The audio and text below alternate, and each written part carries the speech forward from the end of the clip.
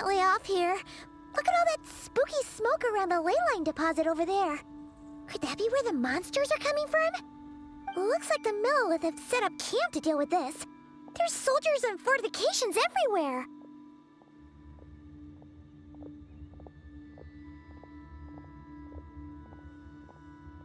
Yeah, let's fight side by side with the Millelith and send those monsters packing, just like old times. Then, we can focus on what to do about that weird deposit. Halt, you two. There's danger up ahead. I'll have to ask you to turn back. No, wait. I think I recognize you. Are you Sergeant Traveler? Sergeant? What the heck? Have you been doing night shifts in the Millelith while Paimon's asleep? I'm Feng Jin, leader of this Millelith platoon. Staff Officer Su Ding has mentioned you before and had nothing but praise for your extraordinary talents. Our reports also list you as an honorary knight in the Knights of Favonius, granted captain-level authority in times of crisis. Therefore, it seems only appropriate to address you as Sergeant. But now that introductions are out of the way, let's get back to business. Please, come with me. We should meet with Lady Yuheng.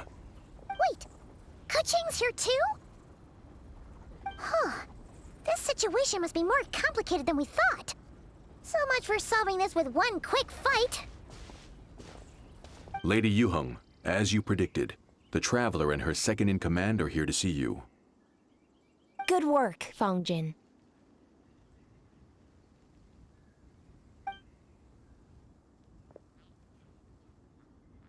It's been a while, you two. I see you're still chasing danger. The news has barely gone out, and here you are, first at the front line as ever.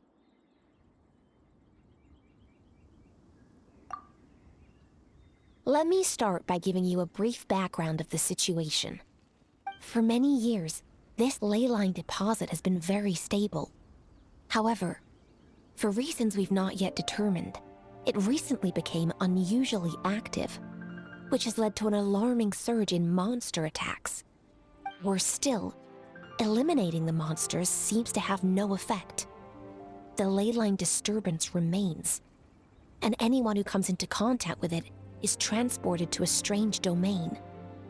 This is the first time we've seen this sort of anomaly. Yikes! That's really weird. So, somehow, this ley line deposit is turned into a sort of teleport waypoint? And shouldn't you guys be calling for more backup? There's no way a camp this size can withstand an otherworldly invasion. Please don't worry, Paimon. Our defenses are as stable as can be, and all units are elite officers who have served in the Guili Plains. With their experience, each one of them is easily worth 100 troops. Still, the longer this garrison stays up, the more costly it will be. If we don't find the source of the ley line disturbance soon, we run the risk of depleted resources and troop fatigue. Military action should be taken with precision and prudence. Every attack has to count. A passive defense is always a losing strategy. That makes a lot of sense. Sitting around and waiting for the enemy to attack sounds like it would really suck. Yes, which is why Yelan has taken a team to infiltrate and investigate the domain.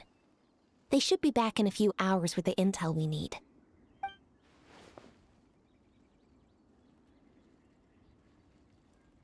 Ah!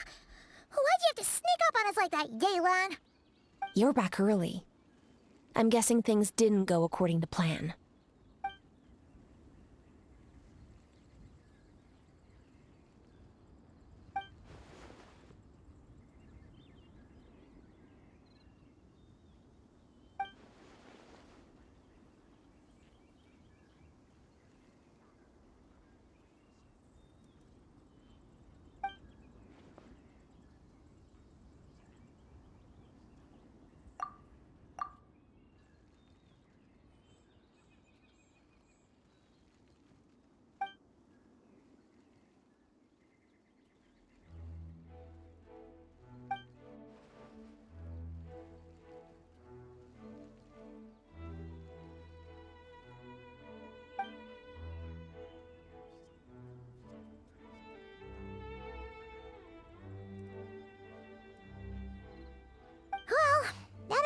why the leyline deposit is bright red. There was one just like it back then, too. Big and red and plump. Huh, like a juicy apple ripe for the picking.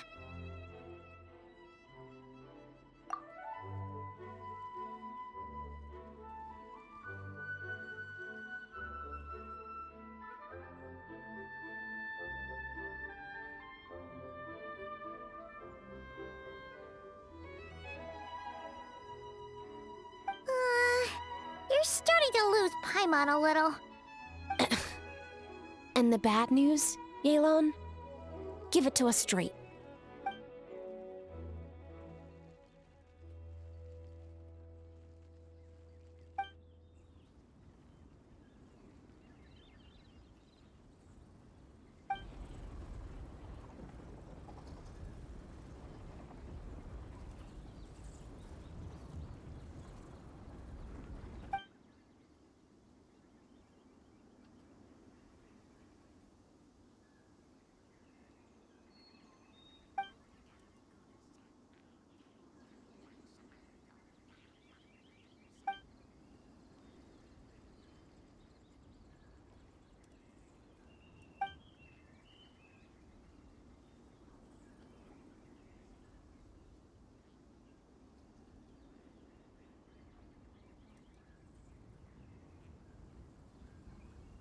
So to summarize, we have two options.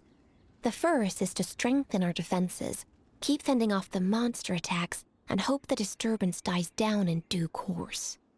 Option 2 is to send the Traveler inside the domain with a team of troops to eliminate the disturbance at the source. Understood. I'll prepare for both courses of action. I'll need to contact Ningguang and request additional funding for our defenses.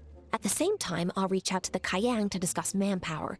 We need to get our troops on rotation as soon as possible.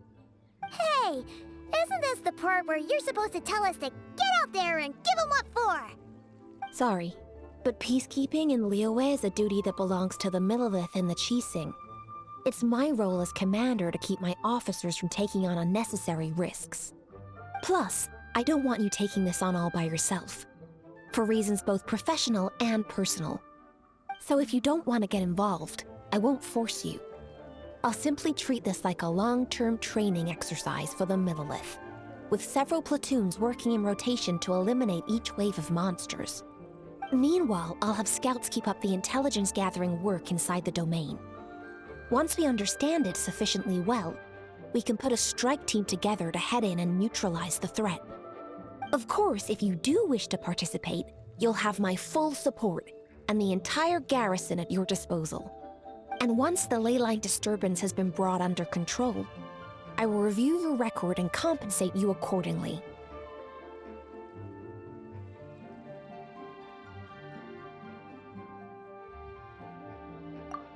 Paimon too! Whichever way you cut it, we can't sit this one out. We're allies of Liyue. We're the best adventurer duo around, and we're friends of Keqing and Yelan. Plus, we don't need to worry about being shortchanged. Keqing and Yelan will definitely make it worth our time. That looks like determination to me. I like what I see. All right, here's how we're going to do this. Yelan, tell your team to prepare for another trip into the domain, this time with the Traveler joining them.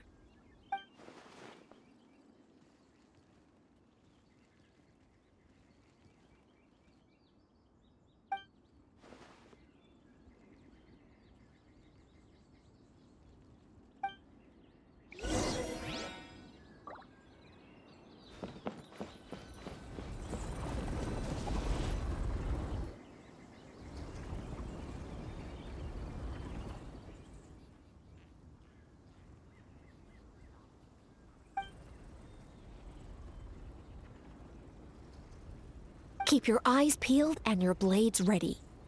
Be aware of your surroundings at all times, and look out for one another. Remember, whenever the situation takes a turn for the worse, it never hurts to retreat and regroup. Don't go pushing yourselves too hard, all right? With that said, I await your triumphant return.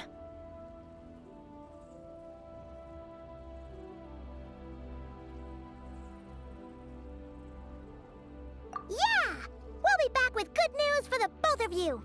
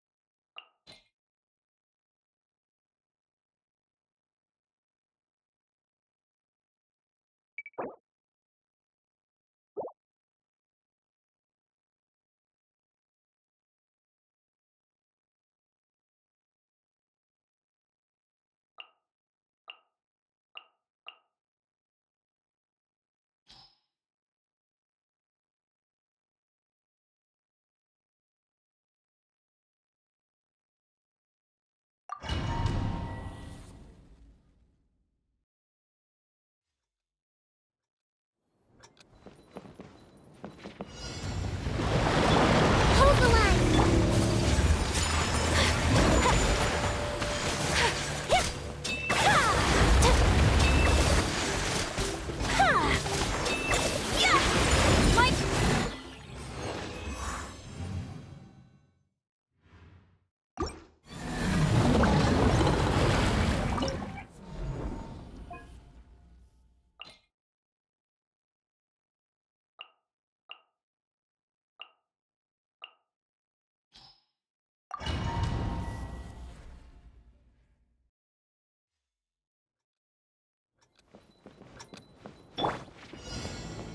Rust and reboot!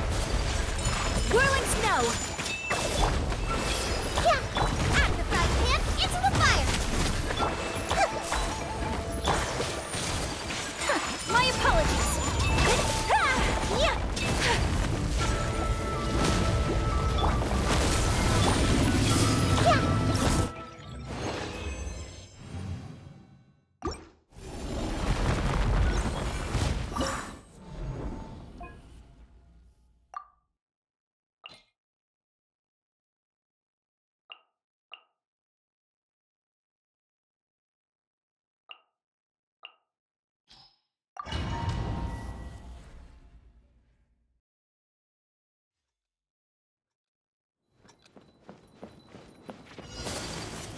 Get to work!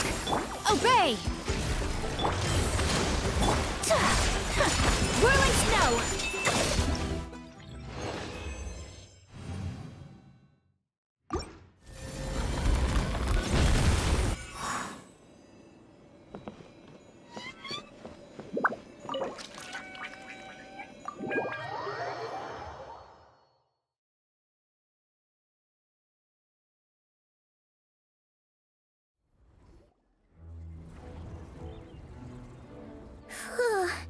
This domain is messed up. No wonder even Yelan found it dicey. Which major historical battle do you think is being reenacted here? Feels like one where most soldiers would be way out of their depths. Ah, hopefully not. Surely not right. Please tell Paimon you're exaggerating. Ah, you're back.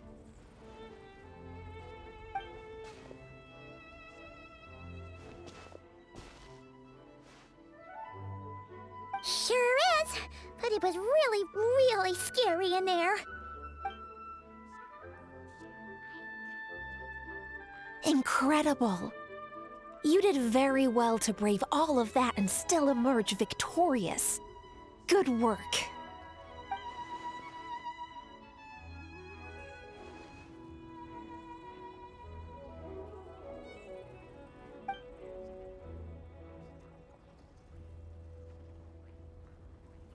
Which means you've weakened the monsters as well. Now any rank-and-file soldiers can comfortably fend them off. Why do you sound weirdly excited about this? Don't go getting too bloodthirsty. Oh, one other thing. We received a response from Yujing Terrace. Both the Tianxuan and the Kaiyang have agreed to establish a long-term partnership with the Traveler. Thanks to your tireless efforts, we may even be able to turn this ley line disturbance to our advantage. Moving forward, you'll have the full support of this garrison. While the disturbance remains active, the Millelith will take care of any monsters that escape from the domain, using the opportunity to hone their combat skills. You, of course, are free to enter the domain if you so wish.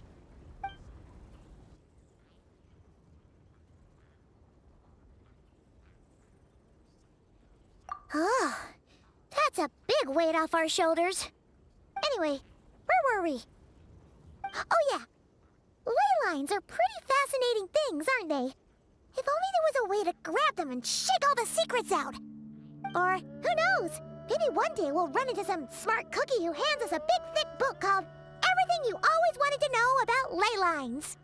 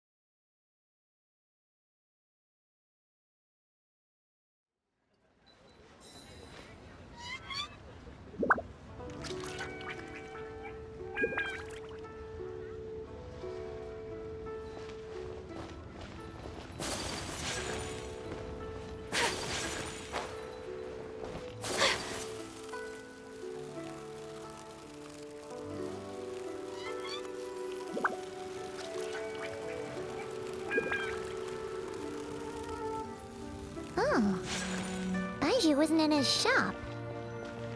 Oh, you're looking for Dr. Baiju. He's resting today, but he said to send any patients to the back room. Ah, okay. Thanks. We'll head on through.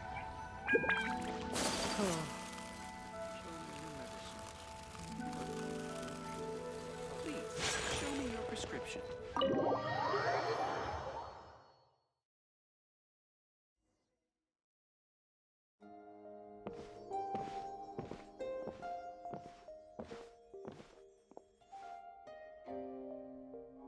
Traveler, Paimon, welcome. What can I do for you? It's the Traveler. She looks absolutely beat these days. She has these huge, dark circles around her eyes, like she hasn't slept a wink. And she keeps spacing out. You have to call her name several times before she snaps out of it. What do you think it is? Is she sick?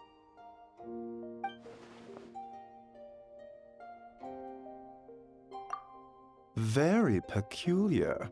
In all the time we've been acquainted, this is the first time you've come to me with a health complaint. Come, let me take a look at you.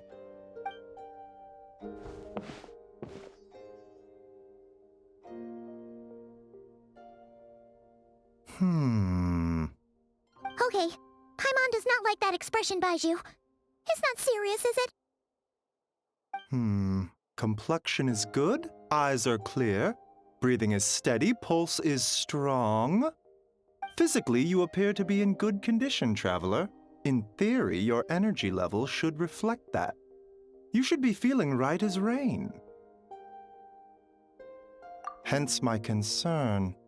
A clean bill of health is usually a good thing, but in this case, it likely means your situation is more complicated. Physical illnesses come with detectable symptoms that can be used to diagnose, medicate, and cure the condition. But afflictions of a non-physical nature, they fall outside a doctor's realm of expertise. Huh? What do you mean, non-physical nature? Curses, dark magic, it's hard to say. It could just as easily be a simple case of mental fatigue. Why don't you rest here for a bit? Whatever it is we're dealing with, clues to your condition are sure to reveal themselves in time. Once we know the root cause, we can administer the right treatment.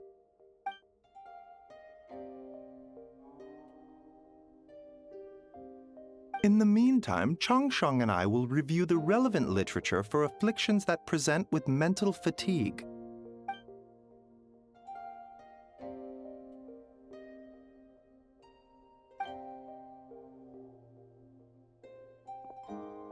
Oh, must be a rare condition if not even Baiju and Changsheng have seen it before.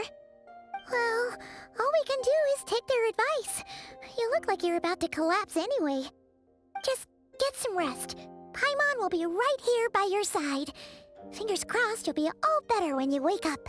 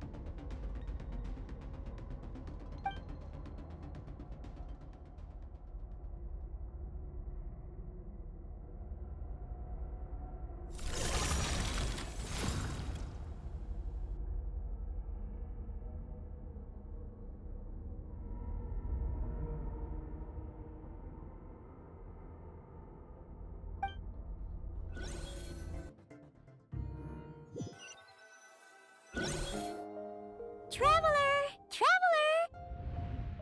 Rise and shine! Time to wake up!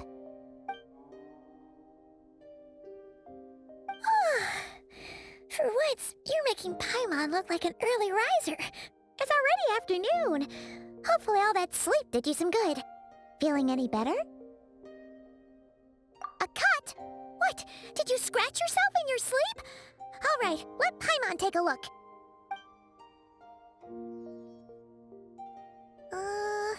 Nope, nothing there. Wait, did you have a nightmare? Okay, don't panic. Paimon heard that dreams tell us what we need by showing us the opposite. So, if you had a nightmare, maybe all you need is something to cheer you up. Come on, Paimon will treat you to something yummy.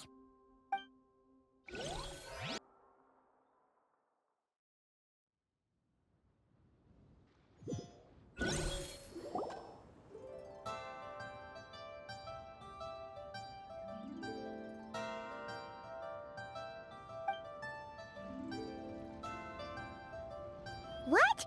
So, in this dream, you were trapped in a weird place with thick fog everywhere, and then a spike came out of nowhere and stabbed you in the back? Oh. Okay, well, that's a new one. Are you sure it was a dream? 'Cause from the way you describe it, it sounds like you were really there. But then again, you woke up right where you went to bed. And you were definitely in a deep sleep this morning.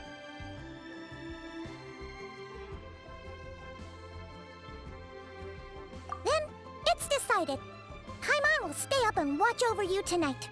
If anyone tries to mess with you, Paimon will beat him up. Or, wake you up first and then we can beat him up together.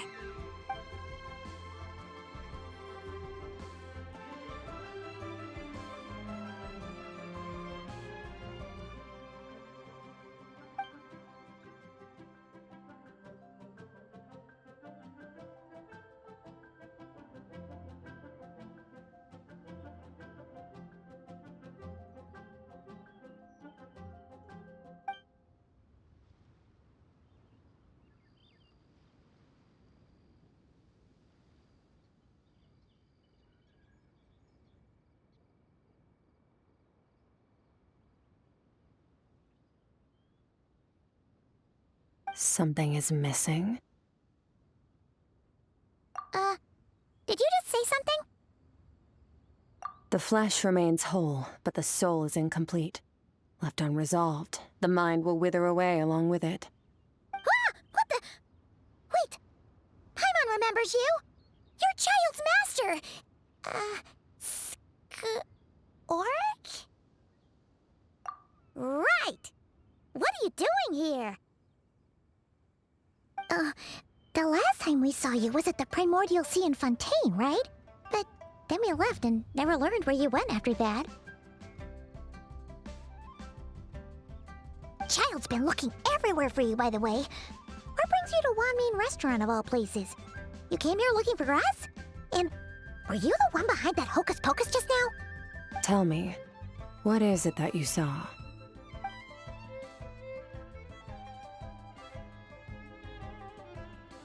Tight-lipped, huh? I suppose that's fair. You, I'll take a glass of wine. Hmm? Oh, of course! Coming right up. We make this one in-house. It's not too strong. Enjoy. Chef Mao, I'll take a grilled tigerfish over here. Coming right up. Ah, if I knew we'd be this busy, I wouldn't have approved Shenhe's vacation. At the end of the day, what happens to you is of little consequence to me. I'm not here to try and win you over. Trust me or not, the choice is yours. If you want my help, now's the time to speak up. You have until I finish my drink. I was investigating an abyssal disturbance in the area and happened to notice you. Part of your soul is damaged, and the wound bears traces of abyssal corrosion. Need I say more? Neither of those things sound good.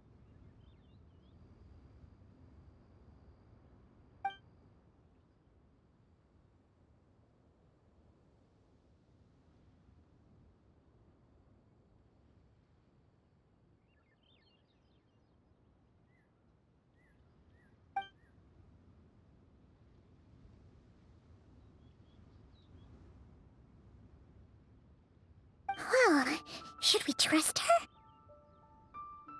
She mentioned an abyssal disturbance. Maybe that has something to do with what's going on with you. But we could always find a different expert on the abyss to help us out. Yeah, and that thing she said about your soul being damaged is scaring, Paimon. Definitely something we should fix sooner rather than later. Skirk's an interesting one, that's for sure. But from what Child's told us, she doesn't seem evil, at least. 1, 2, 7, 10. That'll do. Well, have you made up your mind?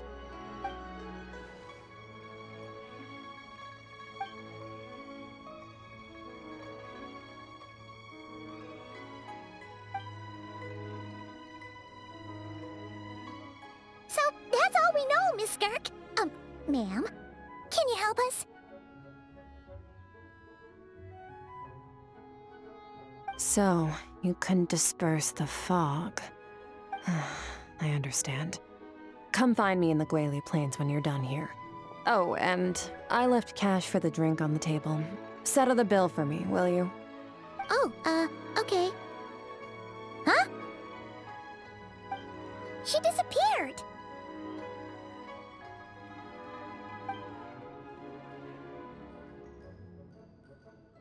Wait, hold on. You overpaid.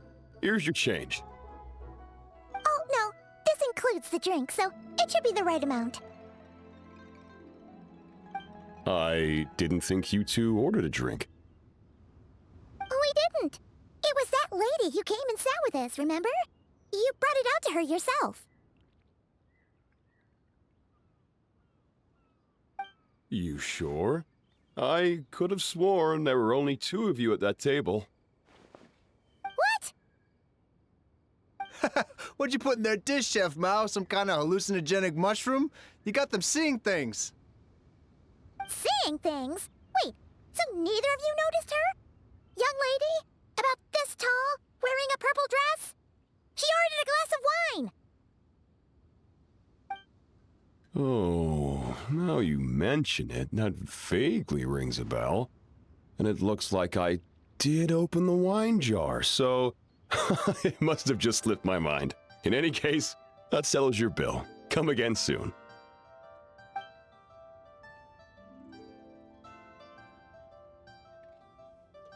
Coming! Okay, what was going on there? It's like they didn't remember Skirk being there at all.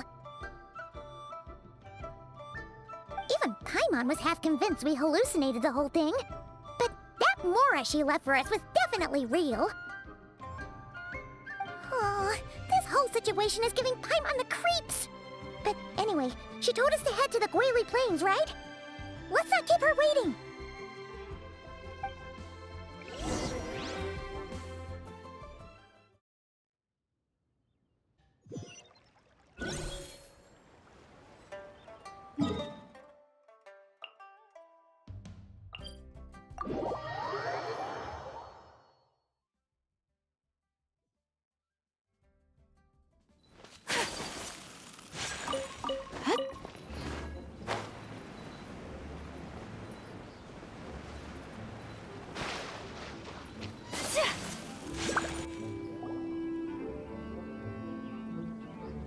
Whoa, what are all these rift hounds doing here? Huh, looks like they're collecting something. Huh. Let's go check it out.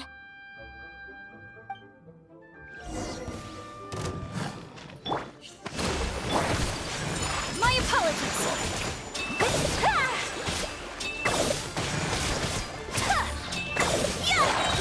Whirling snow! Sakura swirl!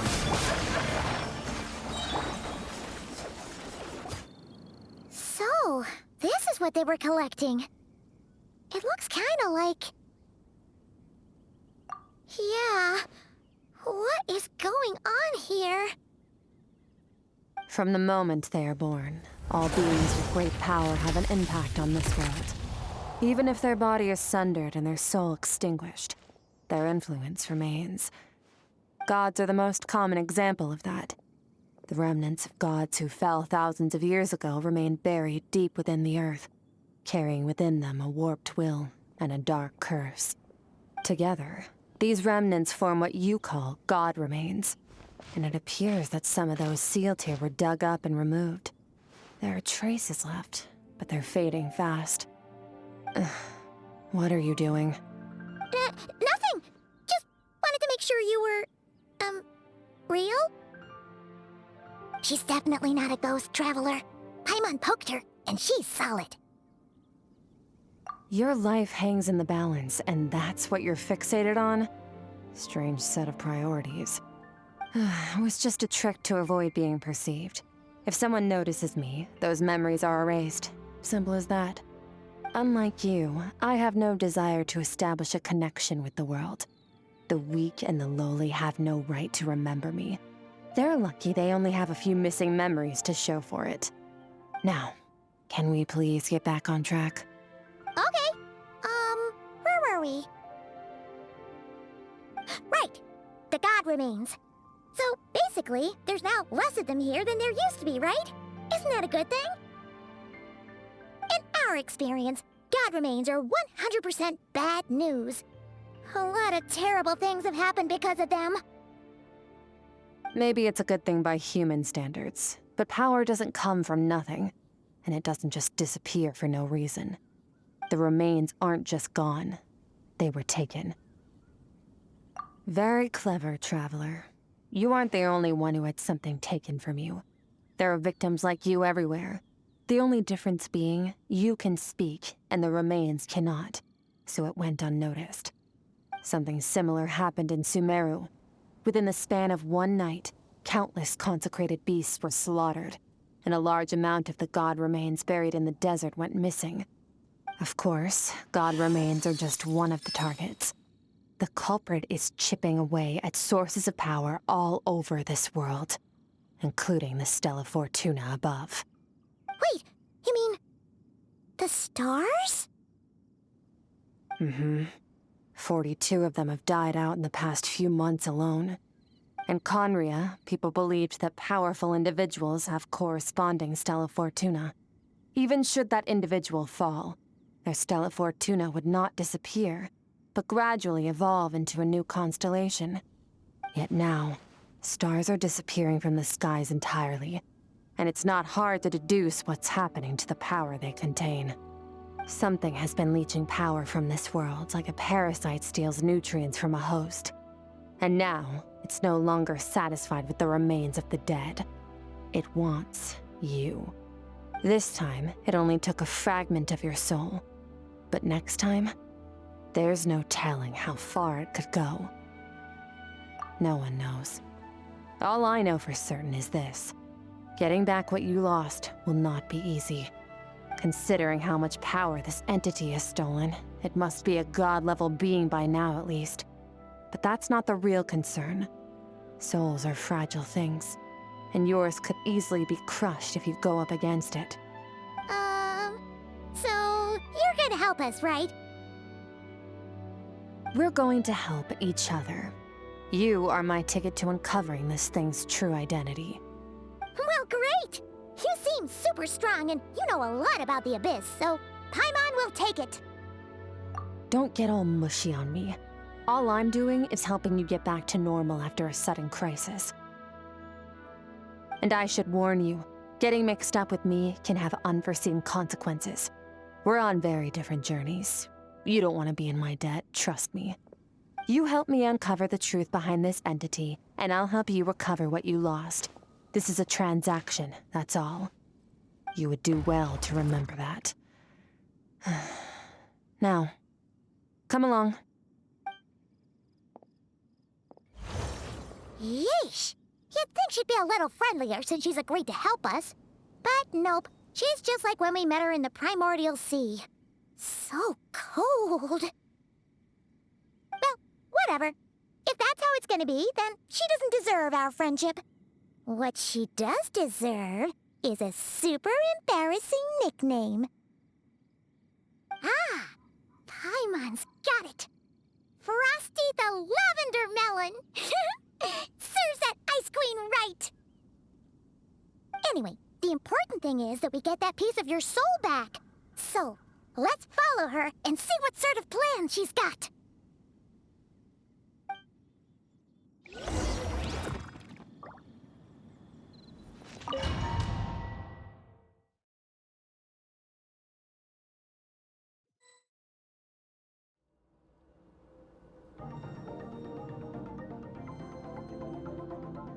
Whoa! This place is way bigger than Paimon expected. Where are we? This is where I live. I suppose it's the closest thing I have to a home here.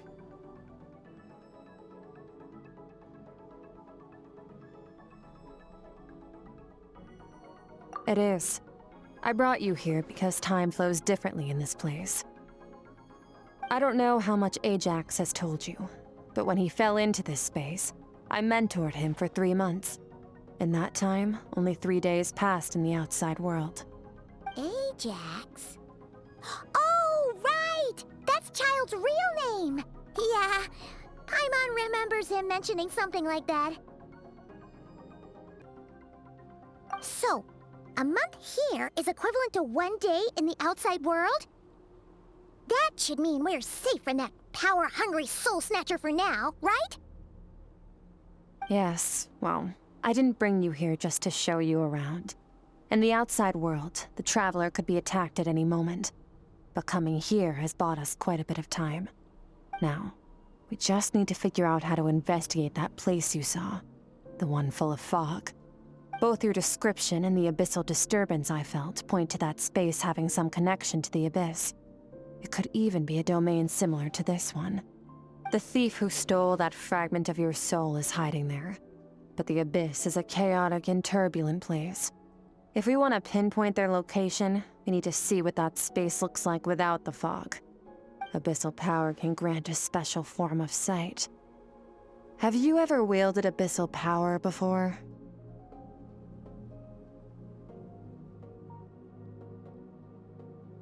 Okay. Do you plan to learn? That tracks. All the information you have suggests the abyss is something sinister, and that abyssal power is a wild and dangerous force that always spells disaster. And you're saying that's not true? Depends on your perspective. Floods and hurricanes take countless lives too. But if one day you gain the power to control them, what was once a calamity is now just another tool in your arsenal. I'll respect your opinion, though. Just means we have to turn to the second best option. A little abyss crystal that contains my power. Wear it on your head, and we'll be able to perform dream mirroring when we fall asleep. Dream mirroring? It means experiencing whatever the other person is dreaming. Everything they see, think, and feel. Since you haven't studied the art of using abyssal power, and have no plans to jump in the deep end right now, I'll have to do the investigating for you. With dream mirroring, every time you slip into a deep sleep, I'll see with my own eyes whatever scene plays out in your mind. Then, I can guide you through the dream environment, and we'll take back what was stolen from you. Huh. You make it sound so simple.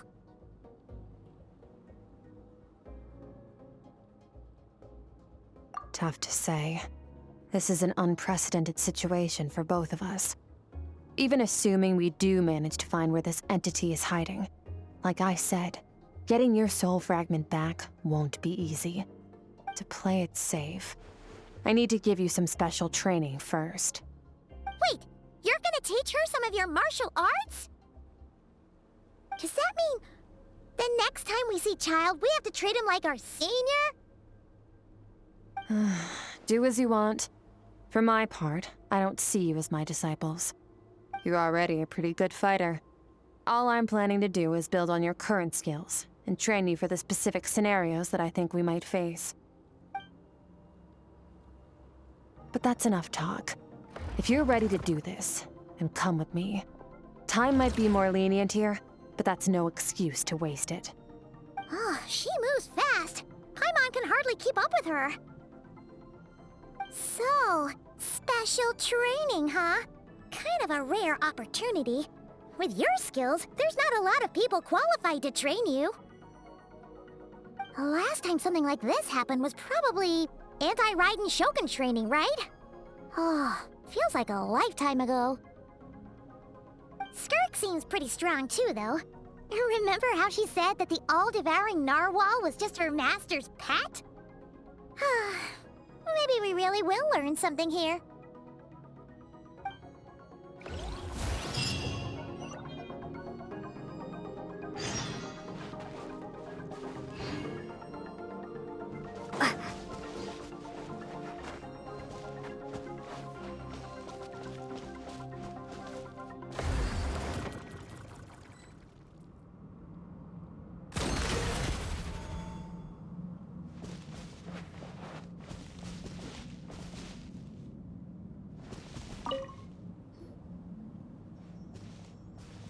Ready? Bring it on! Your training will be split into 3 stages. Testing your blade work, elemental abilities, and reasoning skills. We'll start with blade work. You're no rookie in this area, so I won't bore you with the basics. During your long journey, you've no doubt sparred with a lot of talented sword fighters. Consciously or not, you will have picked up all kinds of techniques from them. You bet! There's Kaya, Master Jean, Kuching... Oh, and Kazuha, Ayaka... Yeah, we've met sword masters like you in every nation we've been through. You sparred with a bunch of them too, right? Nice to know it's all gonna come in handy now. Don't get too smug. In sword fighting, techniques alone are not enough. You need a cohesive system to bring it all together. A style or school of fighting. To use the human body as an analogy, your style is your skeleton, the foundation, the framework. Techniques are the muscles and other flesh attached to the bones. This is where your strength comes from. Improving your sword fighting is like growing that body. If your frame got bigger and taller, but you didn't add any muscle mass, you'd be weak and flimsy.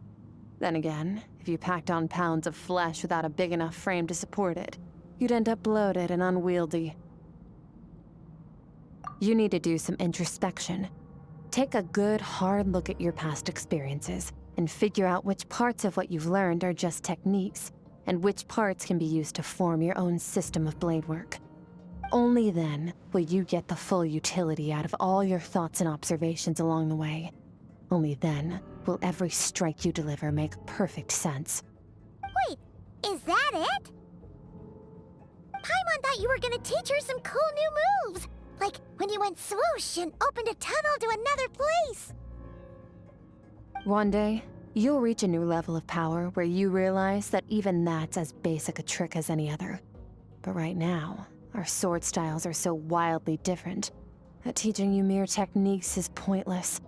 There are no shortcuts in the pursuit of power. Failure is your best teacher, and rigor is your coursework. That's all I have to say. Time to make a start. Train until you're satisfied with yourself. Now focus. Destroy the crystal columns as swiftly as you can.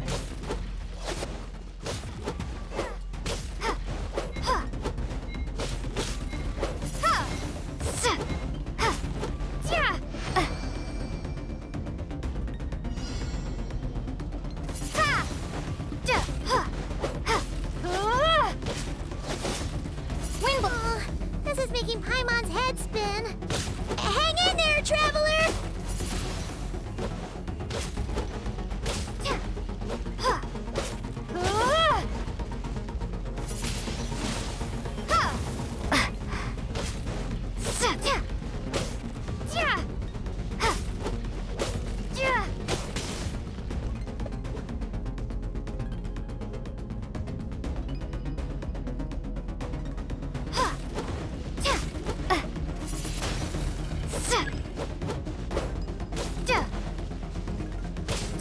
Windblade!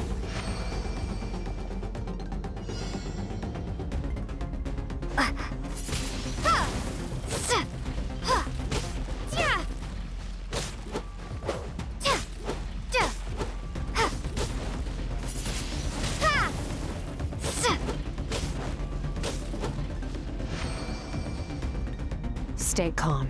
Use your head. You have to keep it together.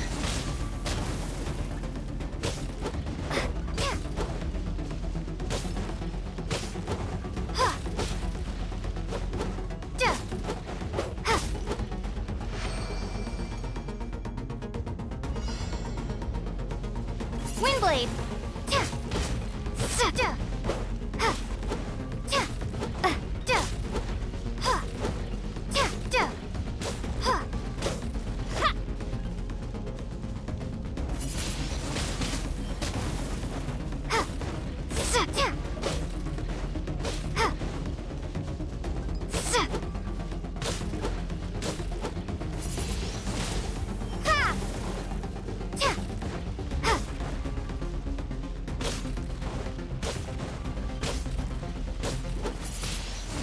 blade.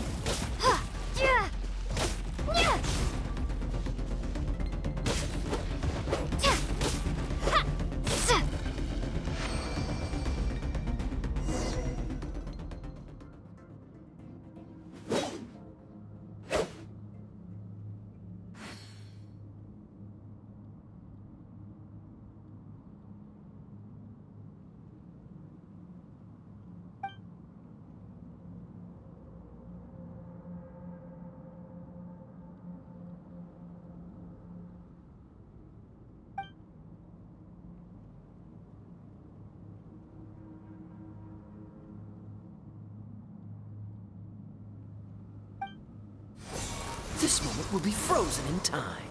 Cut to the chase. Consider a moment of true mastery that you've witnessed in another person, and ask yourself, what lies beneath the surface? What's their guiding philosophy? What's their state of mind as they maneuver their weapon? Now take that and practice it right away with speed, skill, and strength, over and over, until your hand is one with your mind. This is the only path to true growth. Step on up. Dance with the waves.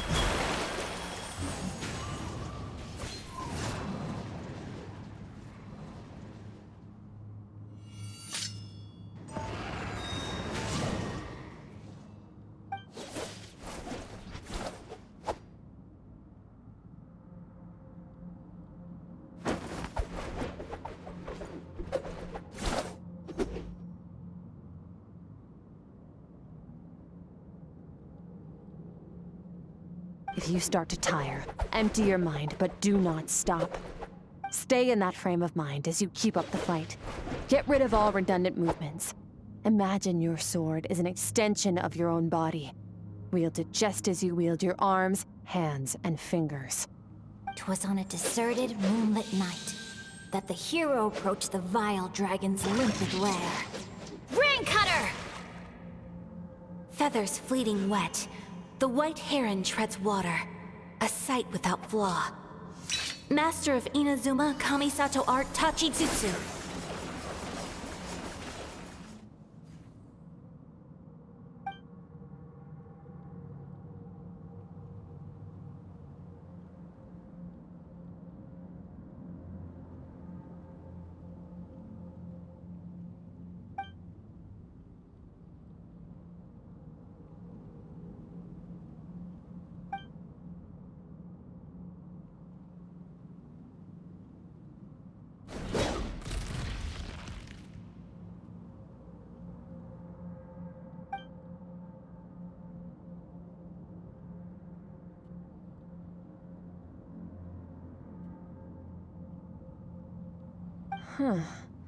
Looks like you've made some real progress.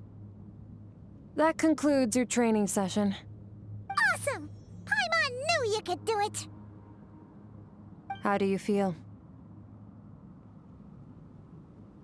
As you should be. Time flies when you're training hard. You've actually been going for several days now with no rest. Yeah, meanwhile Paimon's had a whole bunch of naps.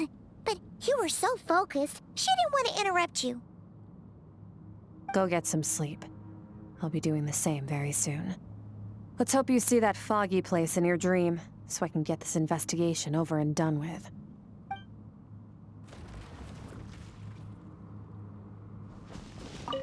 Sometimes, you have to practice a single movement 1 million, maybe 10 million times, before the breakthrough moment comes.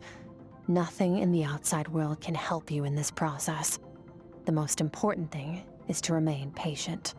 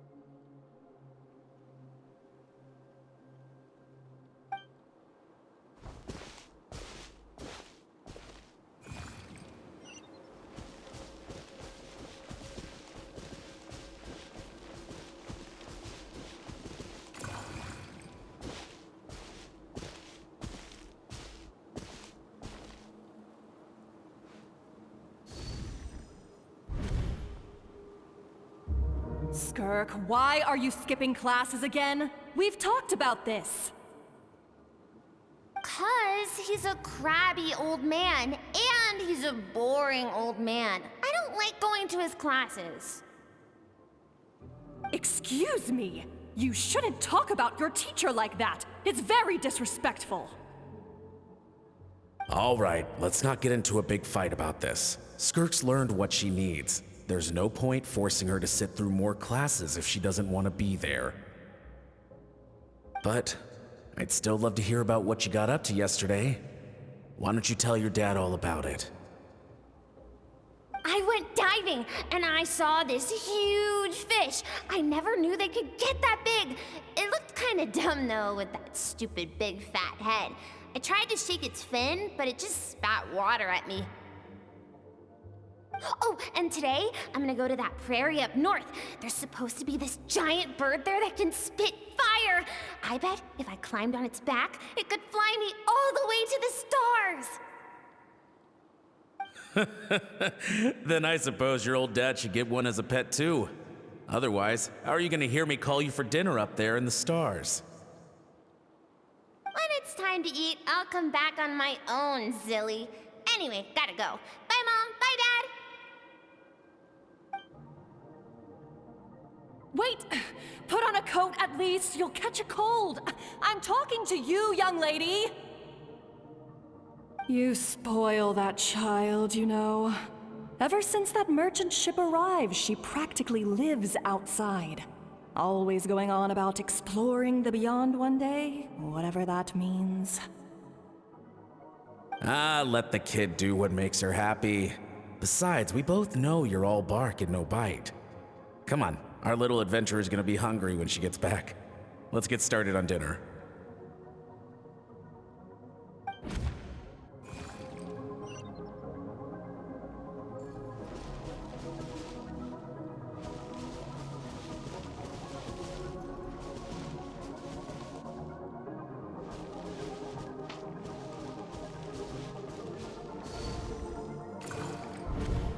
The stars shimmer high above.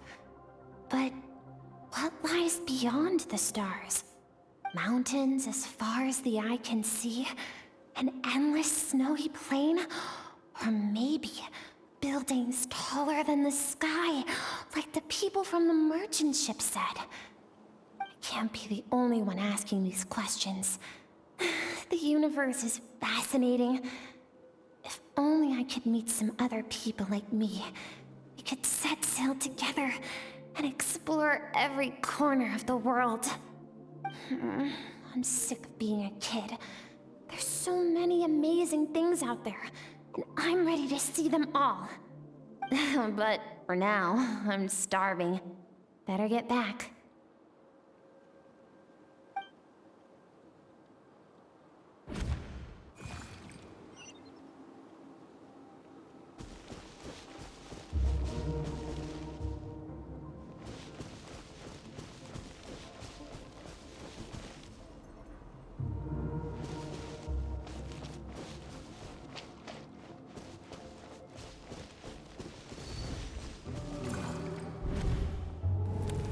Don't let a single one of them get away!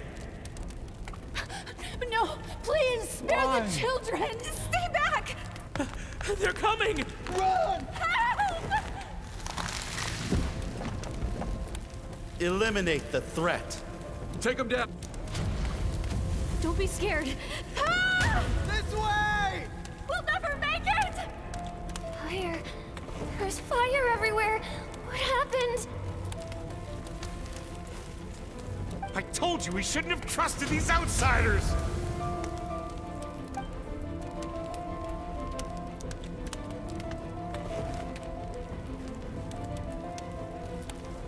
Why are you doing this?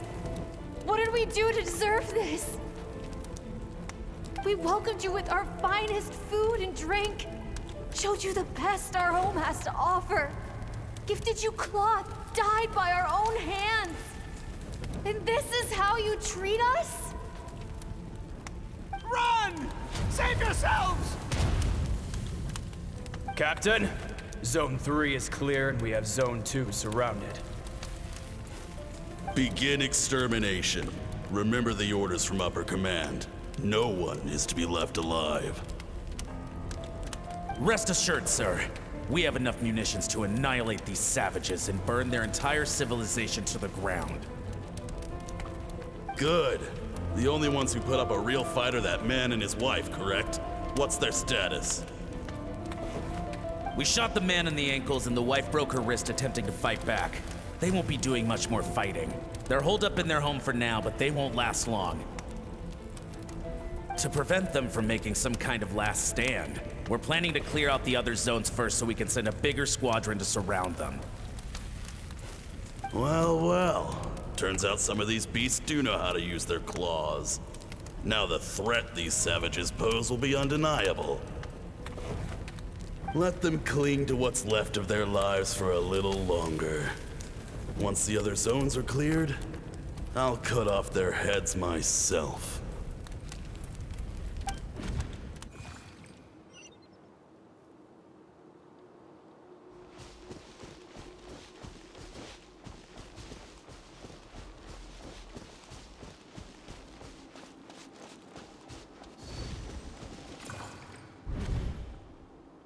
Dad? Mom? Skirk, you're all right? Thank heavens. I'm so happy to see you, sweet girl. But you need to go. It isn't safe here. They'll be back any second. What happened? You're bleeding a lot. Dad? Mom?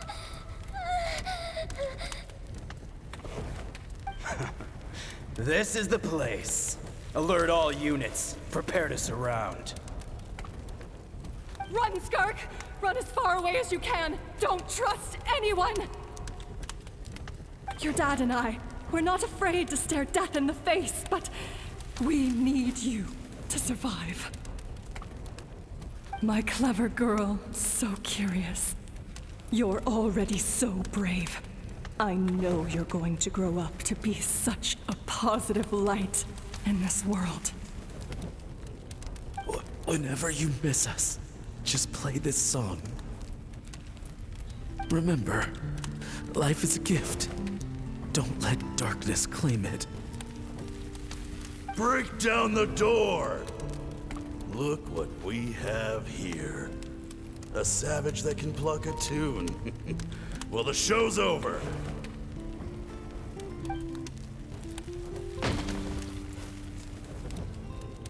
You! Stop singing! Shut it!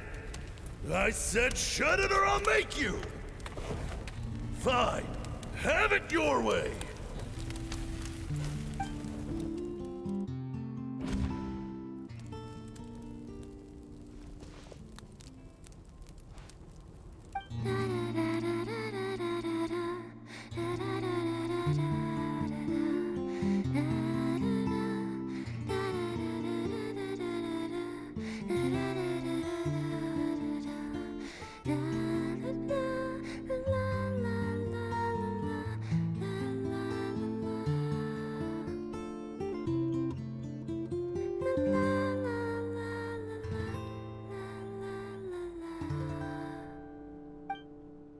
Oh, you're awake? I found a few clues while you were asleep, but it's only a start. Now, time for the second stage of your training. This time, the focus is elemental energy. Come find me when you're ready to begin.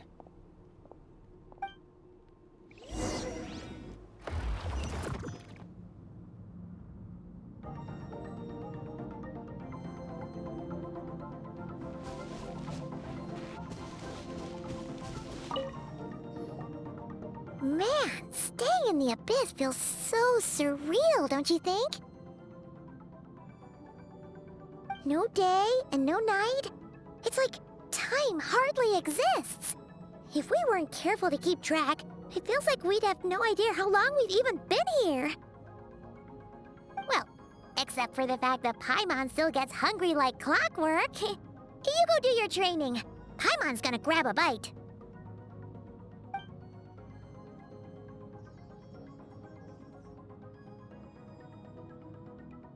The way I see it, The pursuit of power is divided into 3 stages. The first is mastering the use of standard weapons. Next is learning how to harness natural energy. And after that, you're free to challenge even higher dimensions. The natural energy of Teyvat is, of course, elemental energy. But that's not my area of expertise. I draw from a different source of power. Abyssal power, yes. Also known as the power of the Void Realm. My master, Sertologi, is a true expert in that area.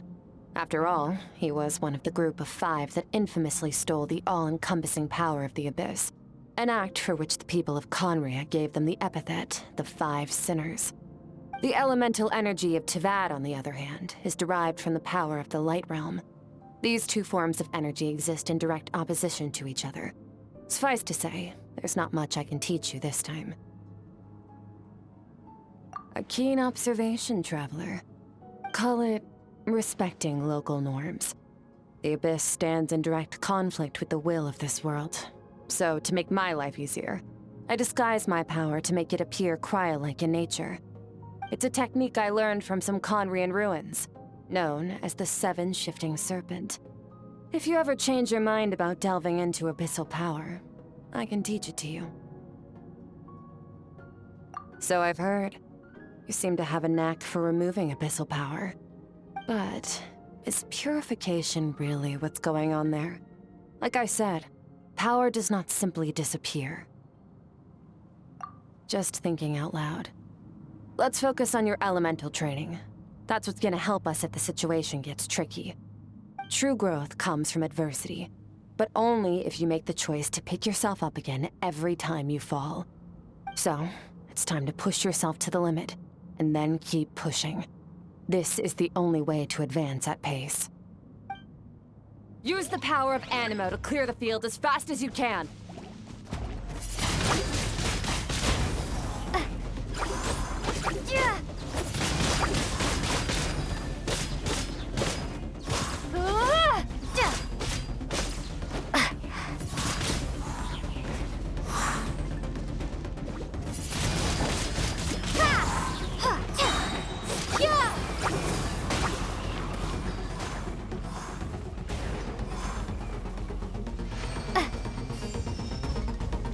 Observe your surroundings. Look for things you can use to tilt the scales of success in your favor.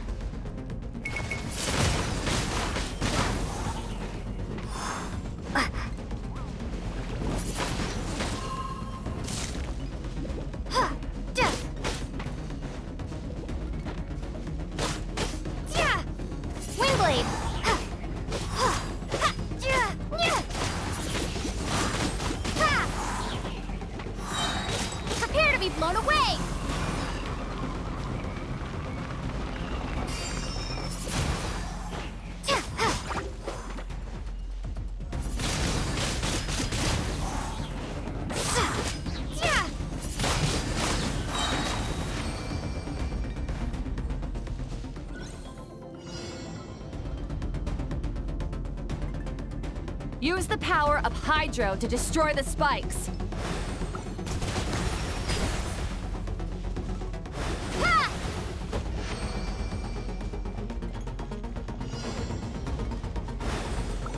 Faster. Don't give them a chance to strike you. You need to be quicker than you were in your dream.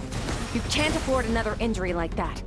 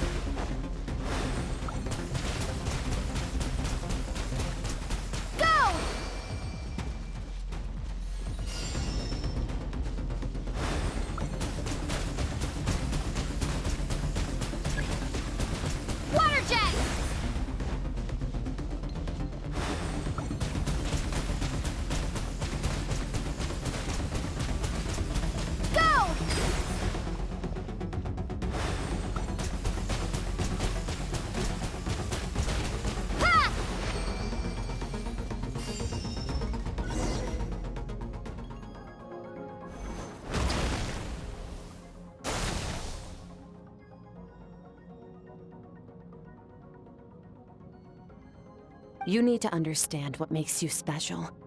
The ability to wield elemental energy without a vision and switch between the elements at will. It means your aspirations need no approval from the gods. Your power is not bound by the rules of this world. So be bold. Do not be afraid to chart your own path.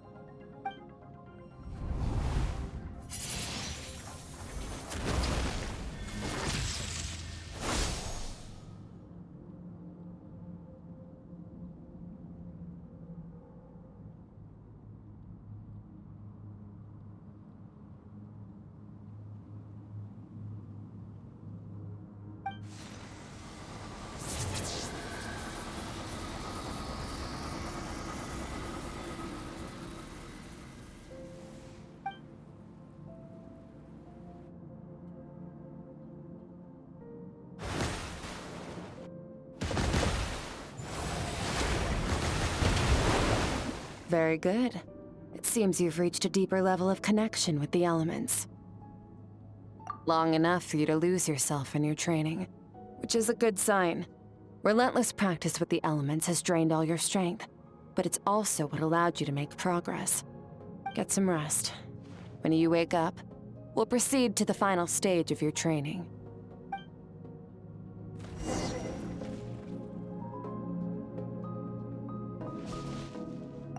If you wish to master the elements at a fundamental level, you must see the entire natural world. Nature in all its places and forms. That is part of what it means to be a traveler.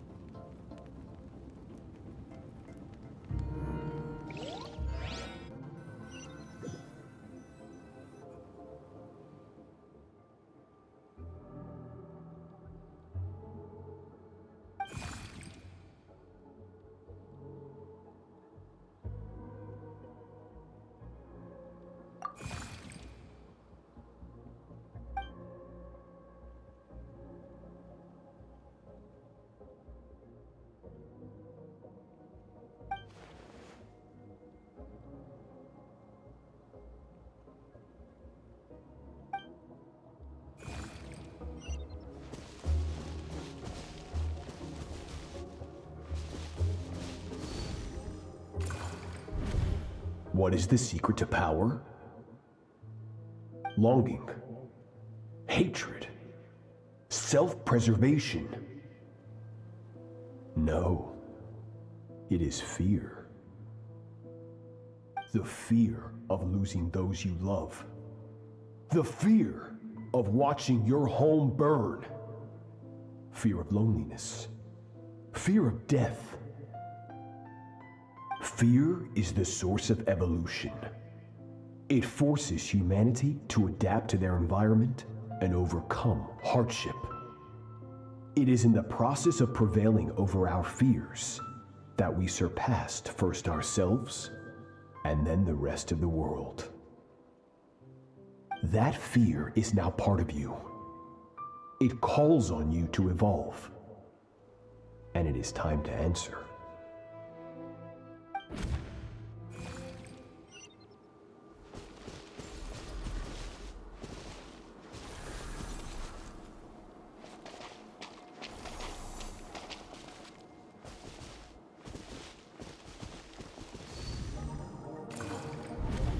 Any minute spent missing home is a minute wasted. Practice your sword work instead. Do not make me tell you twice. But, Master, I can barely lift the sword anymore. If I keep going, I feel like my wrist is going to break. So it has not broken yet. Then pick up your sword and keep practicing until it breaks. I want to hear the cracking and splintering of bone. After all, bones can always be reset.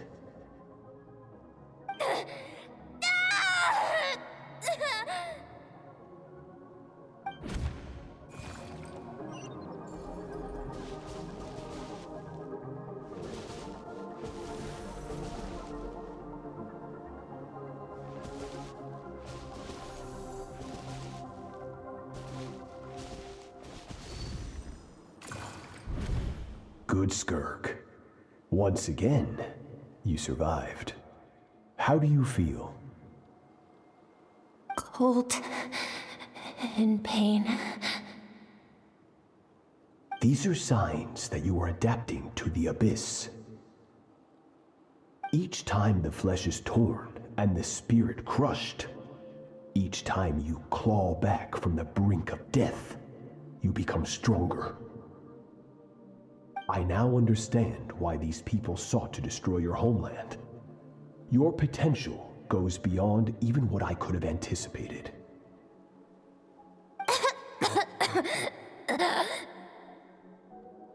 But you still have much to learn in your pursuit of strength. Your mind is rife with distractions. From now on, I shall show no mercy in your training. You must learn to shut out all the pointless emotion, crush the self that makes you weak, and become master over your physical form. Get up, Skirk. Wipe the blood off your face. Cut away the rotten parts of your flesh, and mend what is broken. Then take up your sword.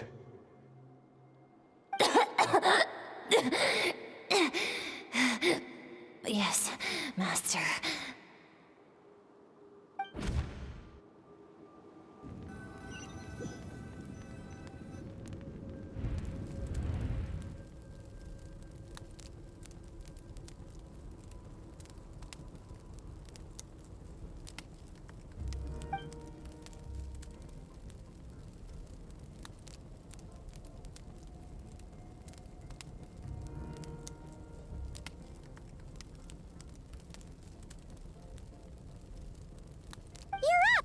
Hopefully you got some good rest.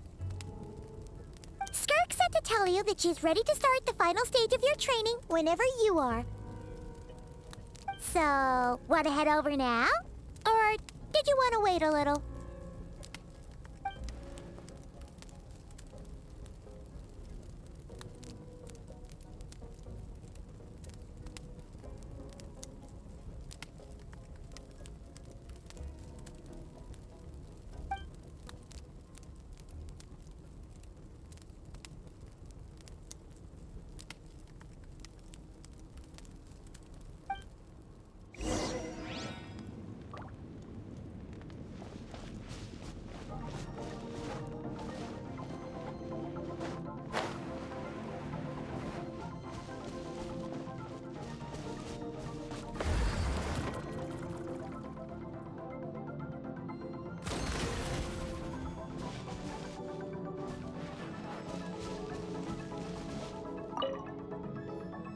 From your training so far, you have gained better command of the sword, and more control over your elemental abilities. That's only part of it. Experience is the real teacher. Your journey, the friends you have made, the dangers you have faced. These have taught you more than I ever could. Now, it's time to focus on how you react under pressure. You must be able to think rationally, even in unpredictable combat situations. To simulate this, I'm going to attack, and you're going to block. Ready?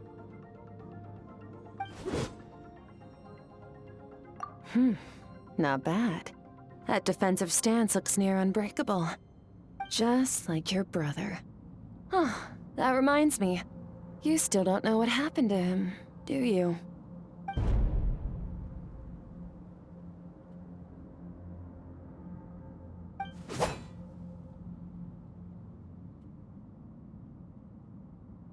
Hey, no fair! That's cheating! You think every opponent has the same moral code as you? You can denounce their deplorable methods all you want. But only if you live to tell the tale. The dead don't get to complain. Strong emotions will always arise in combat. Anxiety, anger, fear. But a true warrior is never at their whim. Only when you are free from the influence of emotion can you make the right choice, no matter the situation. How amusing. Almost sounds like you think you know me. But you don't. You can choose your own path. We are not the same. Let's begin. Try to use reason over emotion. Make the most rational and advantageous decision in any given moment. This is your final training session. Look alive. Same drill as before, but this time I'm going to interfere. Hold your focus. Go!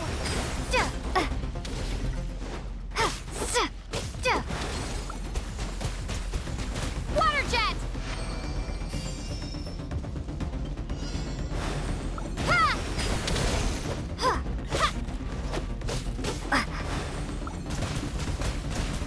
Water jet!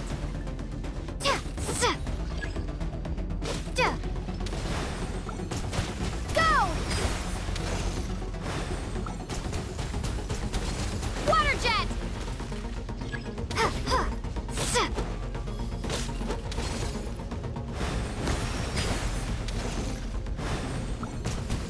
Go!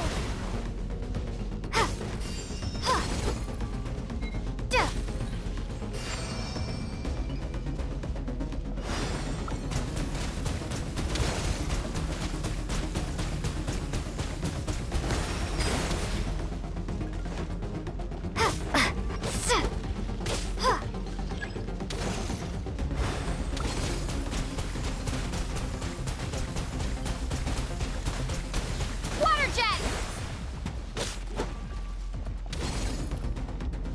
Go!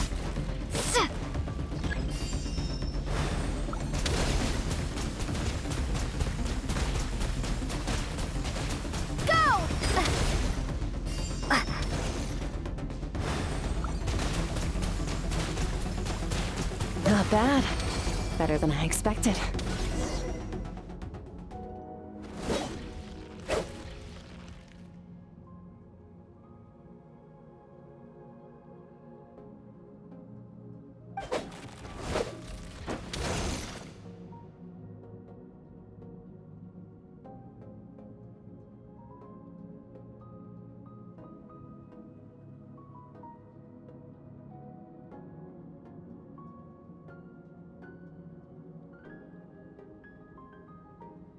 You're getting the hang of it. The first step to controlling your emotions is controlling your mind. You want a unified train of thought. It all comes down to focus.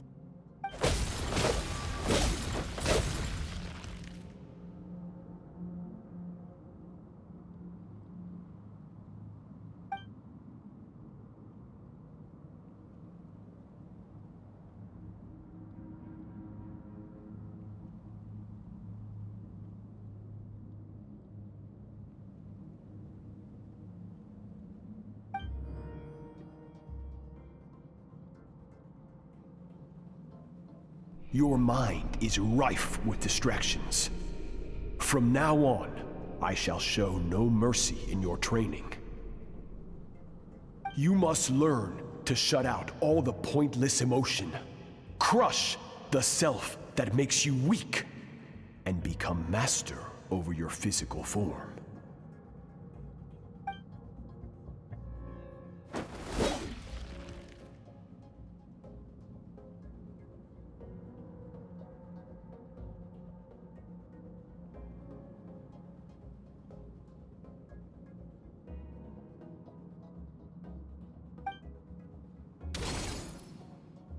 Stop. Let's pause here. One look, and I can tell your mind has wandered. That's to be expected. There's a limit to how long a human being can concentrate on one thing. Staying calm and focused sounds simple in theory, but in practice, it's more demanding than sword work or elemental abilities.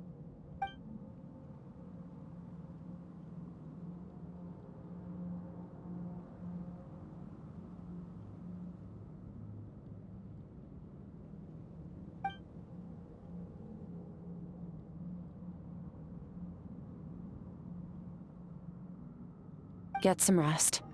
No point training further if you're already dead on your feet. Like I said at the beginning, the only goal of this training is for you to reach a point that you're satisfied with. You managed to push past your limits, which is a good start. You can be proud of that and sleep well knowing that you've earned it.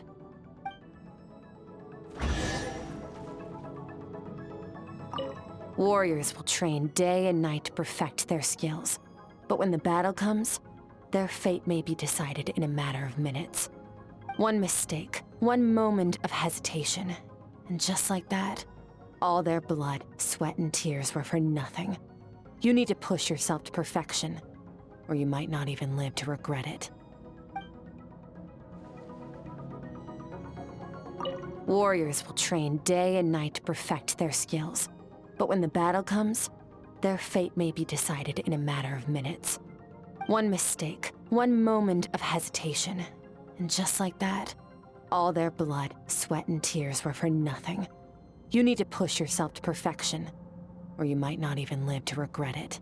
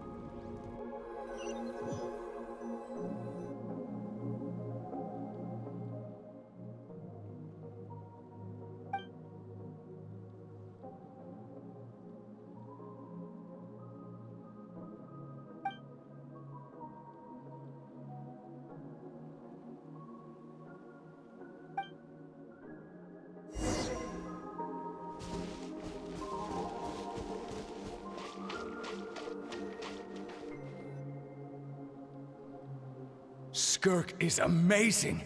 She faced down that terrifying giant and cut its head clean off. Oh, she got hurt though, didn't she? I heard it was pretty bad. Yeah, well, that's a given. But the moment she was on the mend, she got right back to practicing her sword work.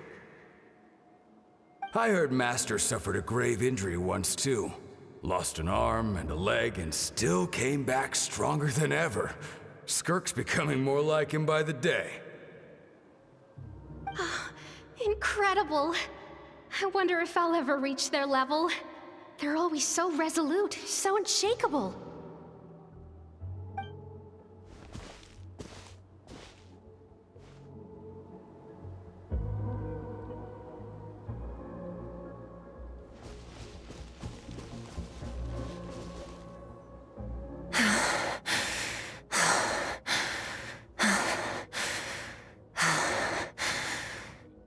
Pathetic. You're not even trying.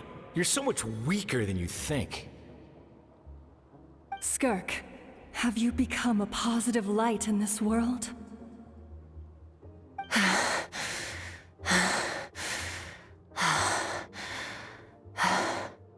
Do you even remember how many of us perished in that fire? How many bodies were left to rot on the scorched earth? Yet you alone live on. Keep your gaze fixed on your blade. You don't deserve to rest. I have so many questions. I just want to jump in a spaceship, explore the whole universe, and get answers from the stars. I just need to wait till I'm grown up. Then I can do anything. Now, you must bid farewell to who you were in the past and become someone stronger. Run, Skirk, run! Only death awaits us here. Keep running, and don't ever look back.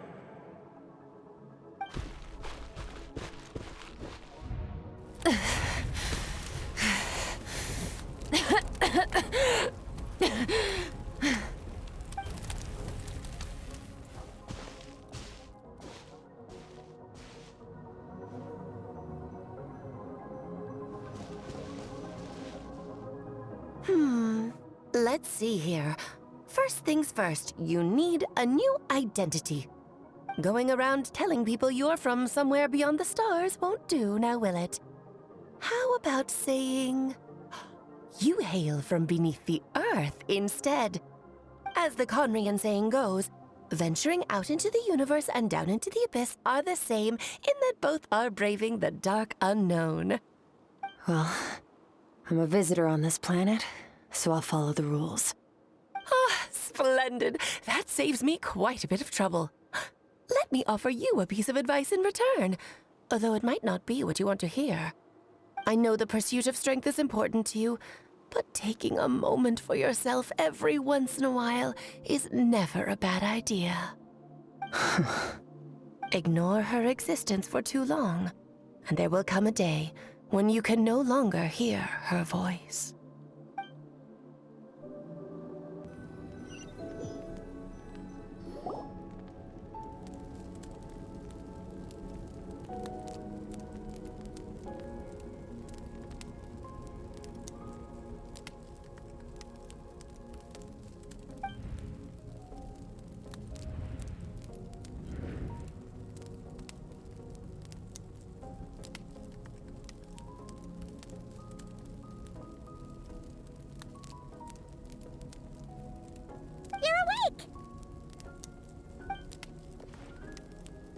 Be starving, right? Ta-da! A barbecue feast just for you!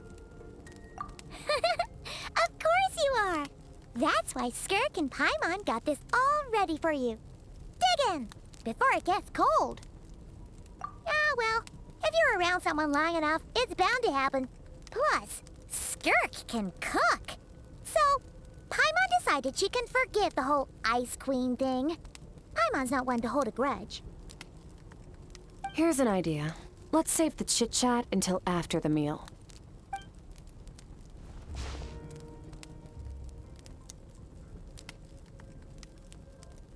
Ugh, so full. Okay, it's Paimon's turn to sleep now. Wake her up when it's time to go.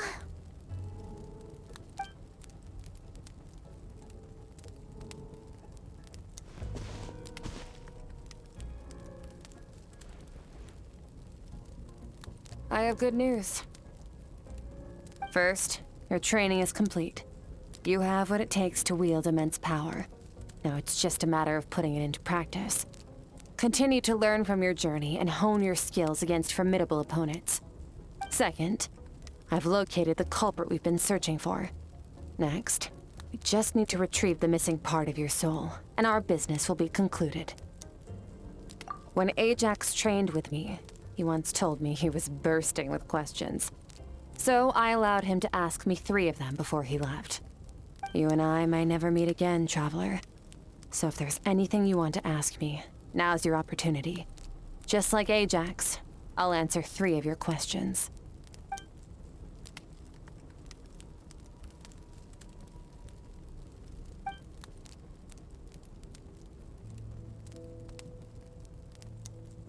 Okay, not the angle I was expecting. What makes you ask that?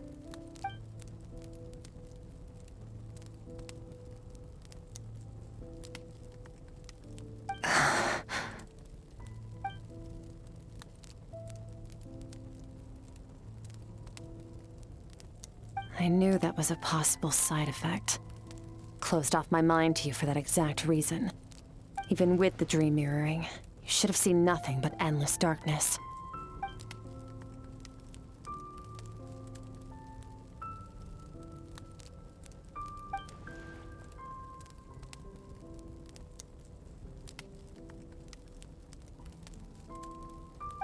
Whatever. Must have been a flaw in my execution. I shouldn't be too surprised. Due to some recent circumstances, my self-control has been lacking as of late. Since you've seen what you've seen, there's no reason to hide the truth. All I ask is that you keep it a secret. No, I'm not from Teyvat. I'm from a different planet. And there was a time when I journeyed through the stars. A lot like you in some ways.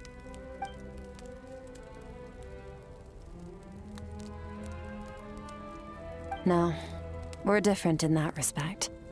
You're influencing the fate of this world. But me, I'm just passing through. Several hundred years ago, my master, Sertologi, opened the border between worlds and sent me here. But this is not my home. And one day, I'll return to the vast unknown of space. So, there you have it. On to your second question.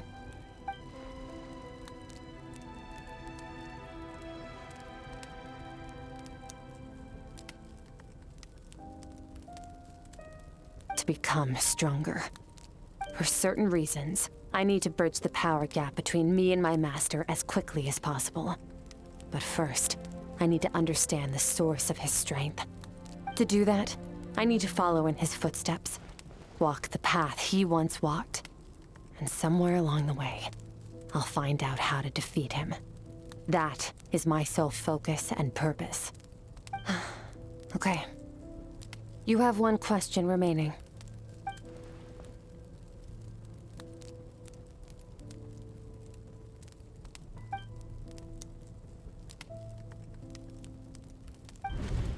You make it sound so easy. Ever since the incident I experienced there, I've never stopped searching for Master Skirk and that unknown abyss. But it's been years now, and I've still found nothing.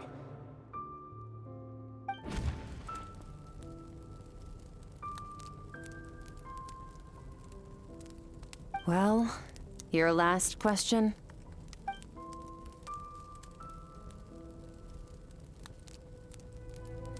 Ajax. His situation is different than yours. Before you ever crossed paths with me, you'd already encountered many formidable people, studied their techniques, and developed your own skill set. So, during your training, all I had to do was build upon that foundation. But Ajax was so young when he came to me. A complete blank canvas. Children can't help but imitate their role models. In the long run, that would only hinder his growth. Once Ajax has enough strength in his own right, I will allow us to meet again. Until then, let that motivate him to reach his full potential.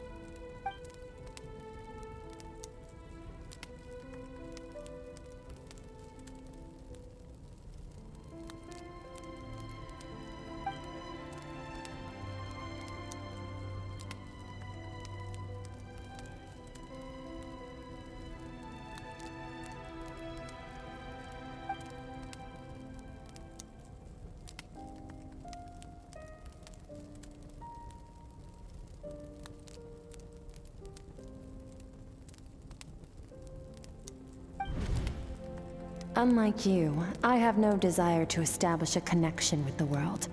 The weak and the lowly have no right to remember me.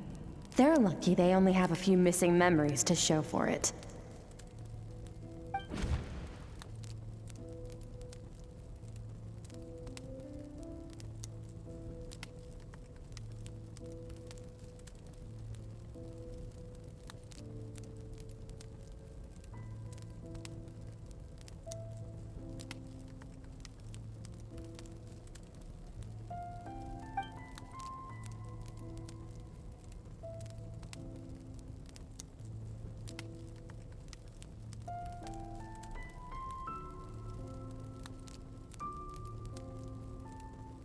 Wake up your companion. It's time to go. Oh, and everything I just told you, best keep it a secret from her as well.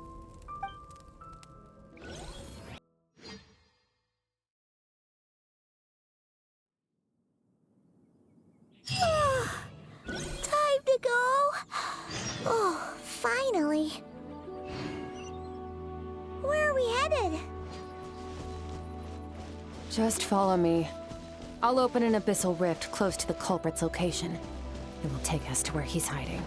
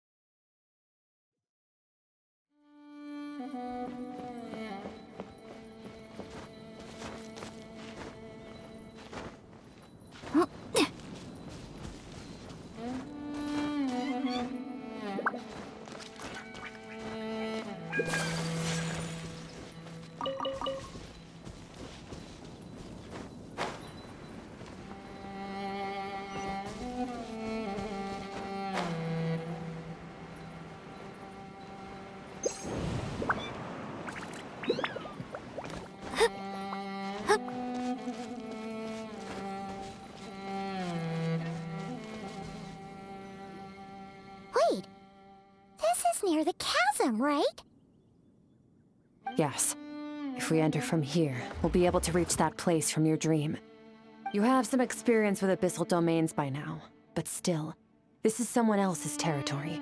Best to proceed with caution. Don't worry. Paimon's an expert at hiding behind other people for safety. Oh, but, that means you need to stay safe, Traveler. All right. Remember your training. Time to put it to use.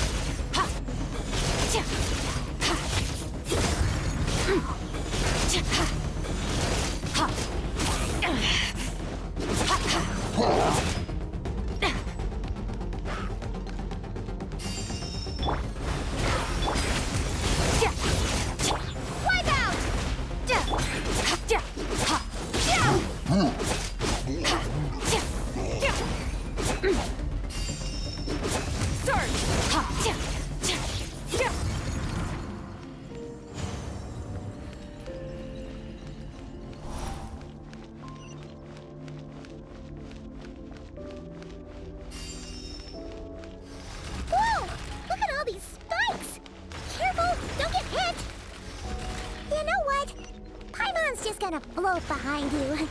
Come on, you got this.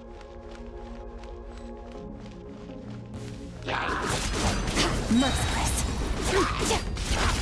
Into the void.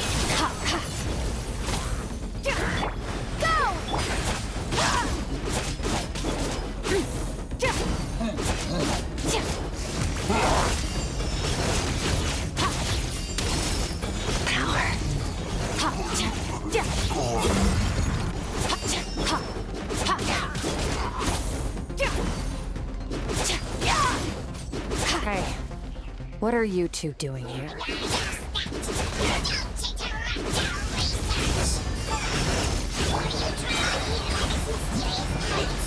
Dusty, like an abandoned house. Let's press on.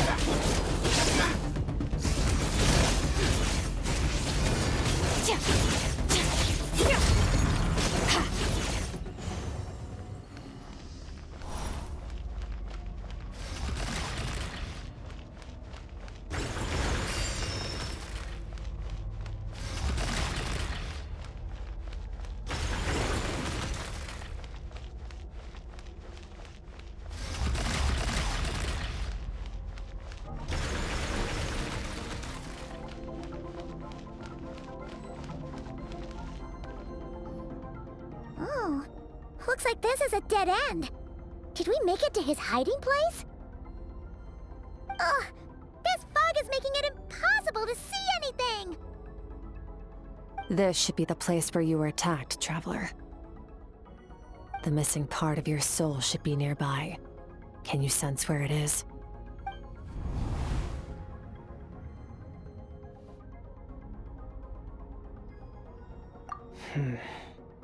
Our opponent must have covered his tracks just in case. Otherwise, you should have sensed it much more strongly.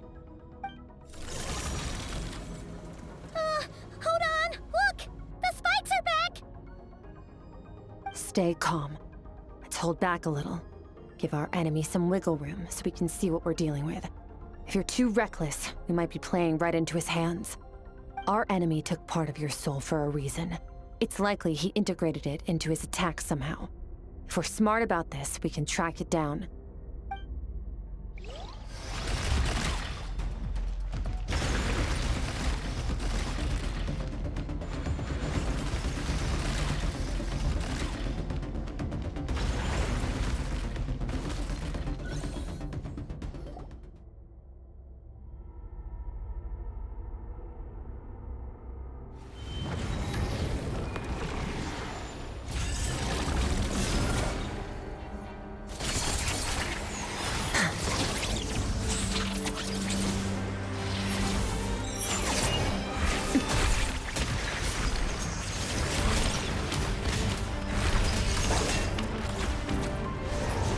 From the start, the attacks have been focused on me. Trying to break through my defenses? I see.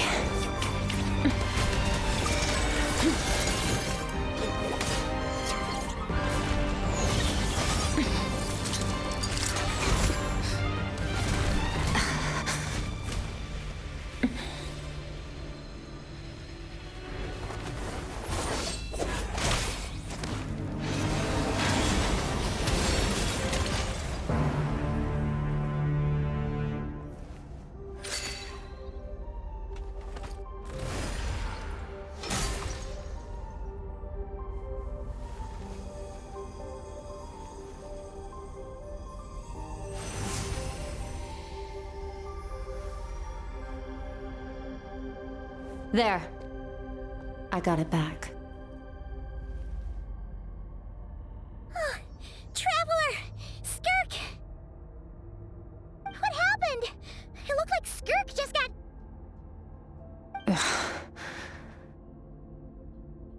In the Gwali Plains, you asked me why this enemy chose you as his target. Now, the answer is clear. It's not just the fact that your strength is impressive. It's also because of your ability to, as you put it, purify abyssal power. Whatever that actually means. The fact is, that ability allowed him to do something that should have been completely impossible. Namely, break through my defenses and steal my power. No, he couldn't have known I'd come to his domain. He only stole your soul fragment because he knew the value of its power. I doubt he expected it to come in handy so soon. Call it fate, if you want. I believe that's the term they use in this world for arbitrary coincidences like this. In any case, it works to our advantage. Once I realized what he was using that power for, it gave me the chance to get back what you lost. I'll cope. Well, done gorging? Good. Time to answer some questions. How did you get the power of the all-devouring narwhal? The all-devouring narwhal? Oh, of course! Paimon knew that spike thing looked familiar. It looks just like that narwhal's horn! I highly doubt you acquired that power through your own strength. Tell me I'm wrong. You're desperate enough to scour the land for god remains and whatever vestiges of power you can find. That alone proves you wouldn't be able to defeat a creature like that. Which leaves one possibility.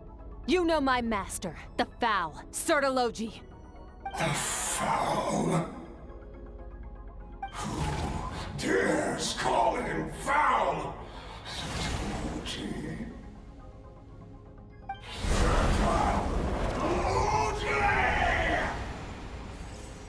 What's wrong? Bit off more power than you can chew? You're struggling to hold a basic conversation. Just a little longer. I'm still...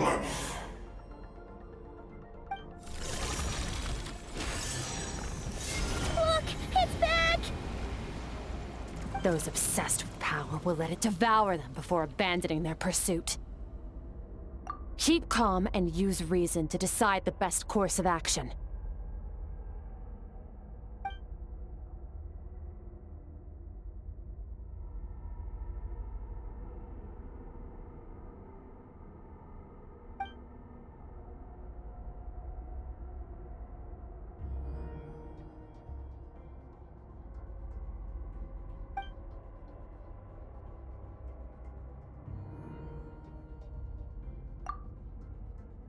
Wise decision.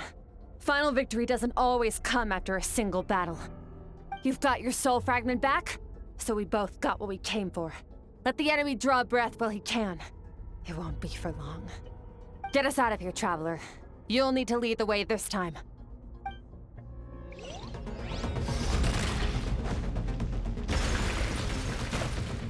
Skirk, is your shoulder gonna be okay? The wound is minor. It'll heal in no time. You should focus on getting out of here alive instead. Uh-oh! Falling spikes! Run!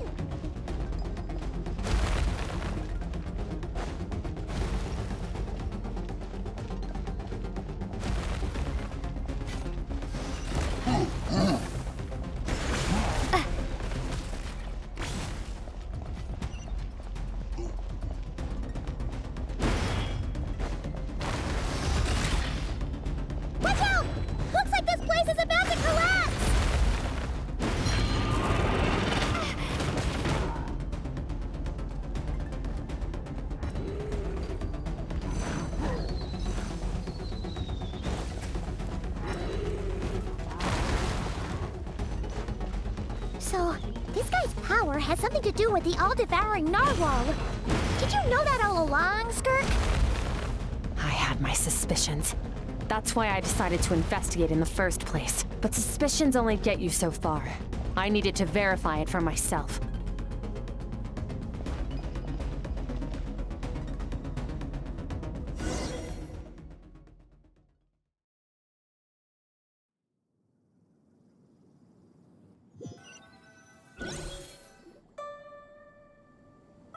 Phew. Oh, I should be safe here, right?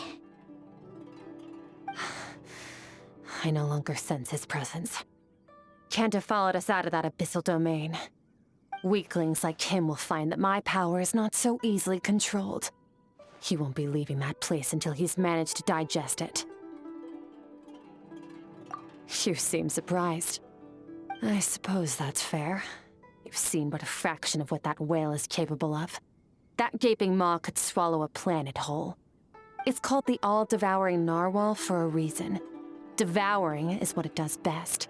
It can extract power from anything, dead or alive, as long as it manages to make physical contact. Yeah. When we had our run-in with that thing, Neverlet mentioned that it has an instinct to devour.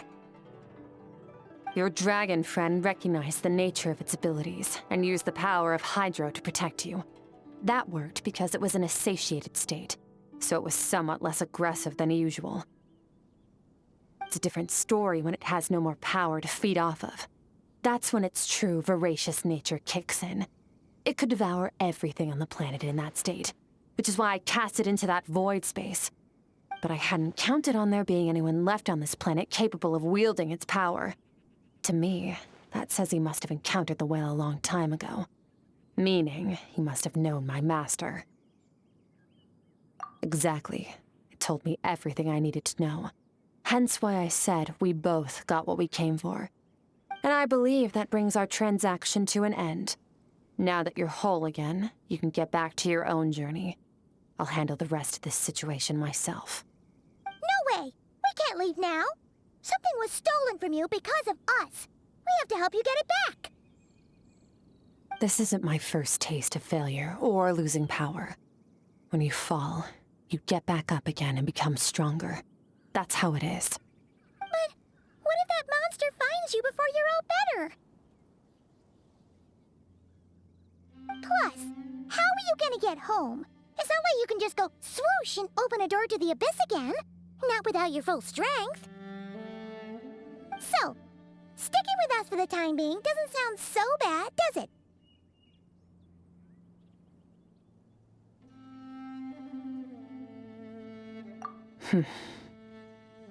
Fair enough. Then take this.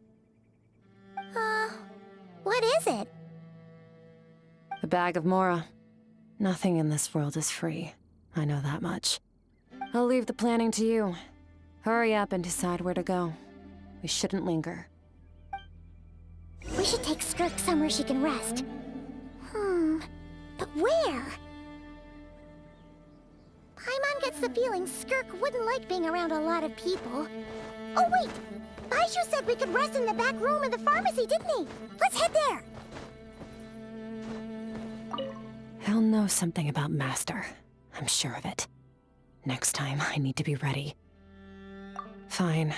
It was just a scratch. It'll take time to recover my strength, of course. But adapting to situations like this is nothing new for me. Oh, this. It's a star crystal suit. Abyssal energy is scarce in Tevat. Wearing this helps me access it more freely. It stores concentrated abyssal energy that I can draw from on the go. When the energy runs out, it reverts back to its original form. Found somewhere to rest. Well, lead the way then.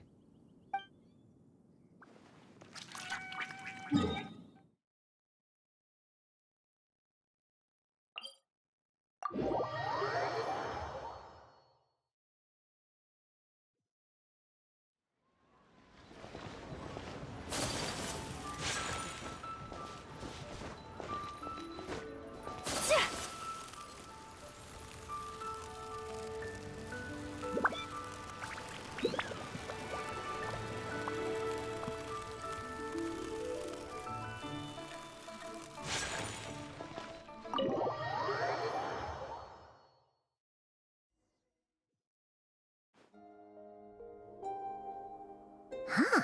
This bag from Skirk has a ton of Mora in it. Does she have a job or something? Wait, no.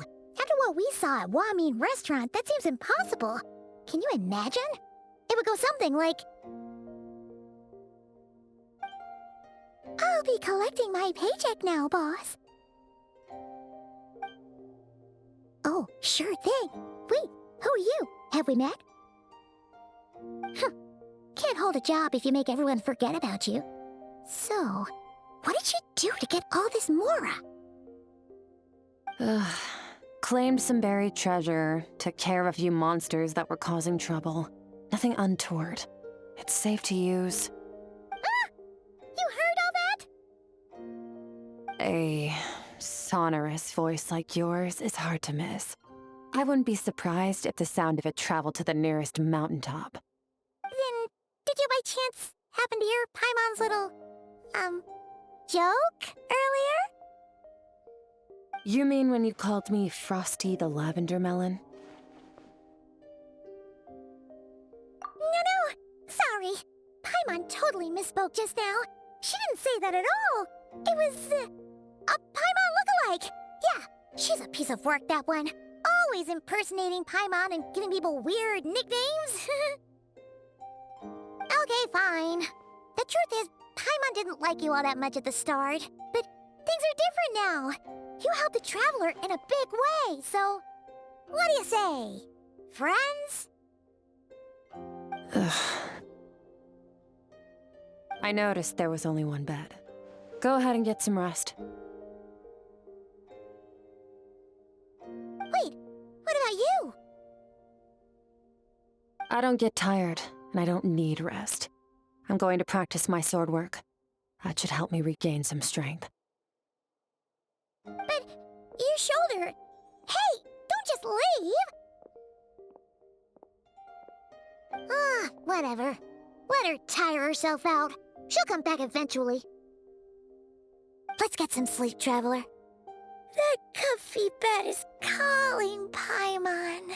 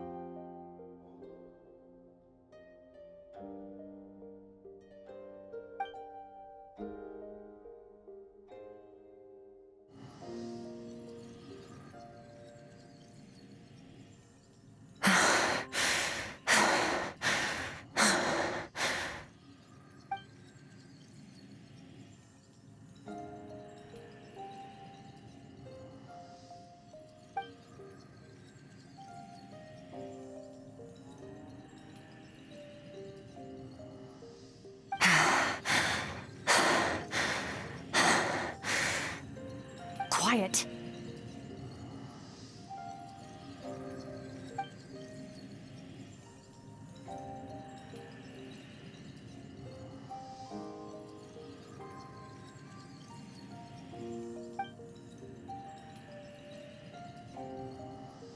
Do you even remember how many of us perished in that fire? How many bodies were left to rot on the scorched earth? Yet you alone live on. Keep your gaze fixed on your blade. You don't deserve to rest. Run, Skirk. Run! Only death awaits us here. Keep running, and don't ever look back.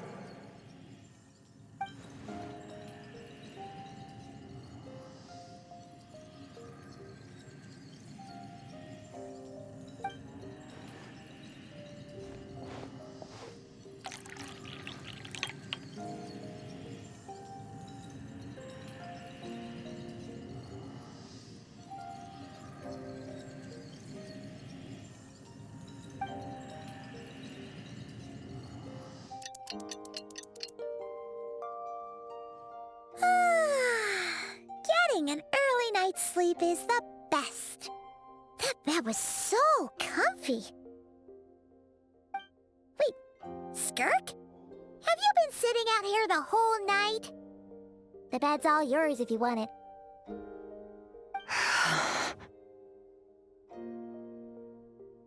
About 60%, maybe 70. Whew! Paimon thought it would take at least a couple of days. That was fast.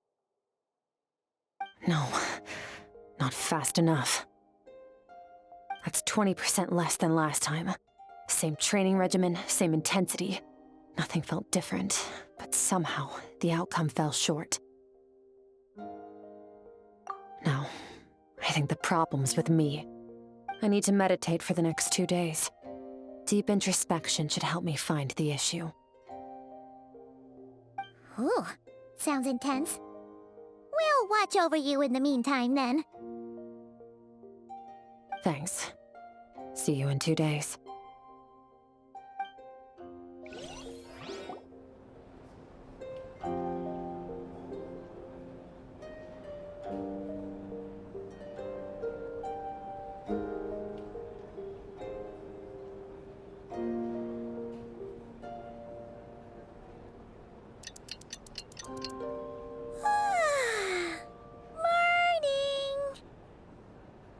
Skirk is still meditating, huh?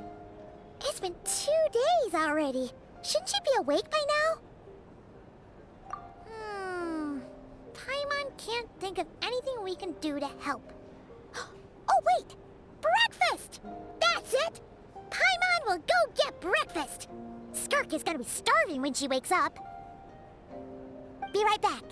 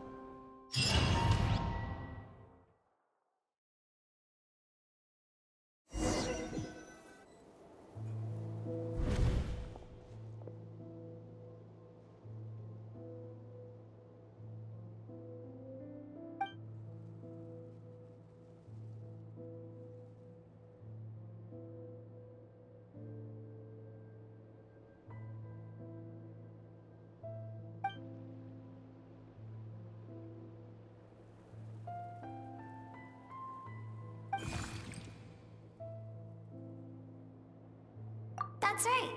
This is Skirk's inner world. Think of it as the threshold between the soul and dreams. This isn't your first time here, but what you remember is probably a space covered in darkness. I only managed to illuminate a small portion for you back then. Actually, it's my first time talking to someone like this. I only managed to break free and bring you here because the injury weakened her power. I guess that's why I can speak again, too. Call it fate, if you want. I think that's the word they use in this world for lucky coincidences like this, right? Now, before I take you to her, I gotta ask. You're the first outside visitor to ever come here, so what's your impression of this place? Oh, you noticed. This river represents Skirk's strength. Strength accumulates over time. It is the summation of a person's lived experience. So this river is where all the fragments of Skirk's life should converge into a single stream of memories and emotions, flowing forward as one. But as you can see, this river has been severed numerous times. It's because Skirk doesn't like who she was in the past. And all she sees reflected in the river is a disgraceful shadow of who she was. She cuts through water and rock with the sword of reason, severs her connection with the past, and begins anew.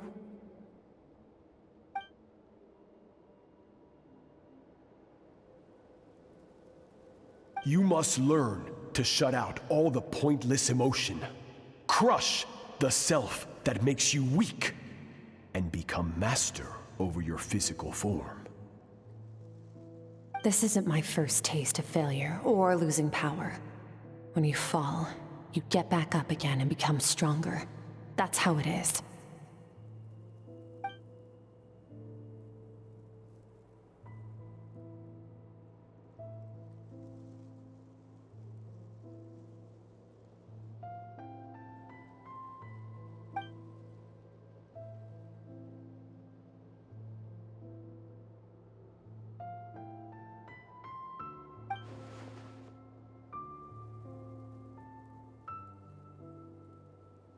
The answer to one mystery invites another question, I see. Let's follow the river upstream. There among the cliffs, among the memories etched into her heart, lies the truth of it all. Soon, you'll understand everything.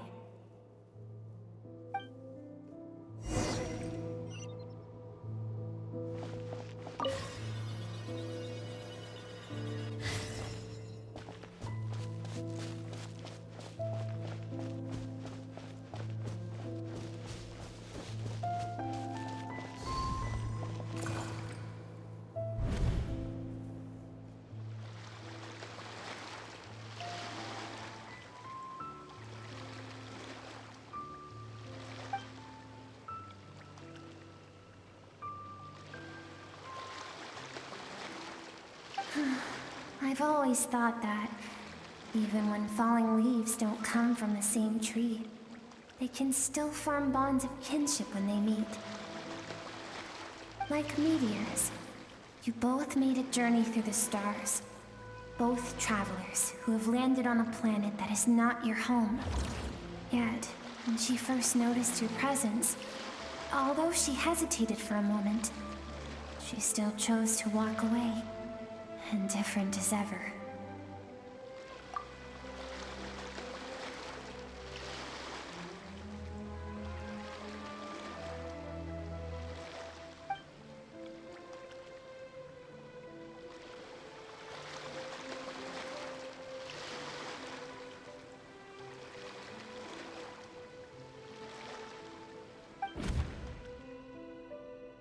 Seems like you've answered your own question.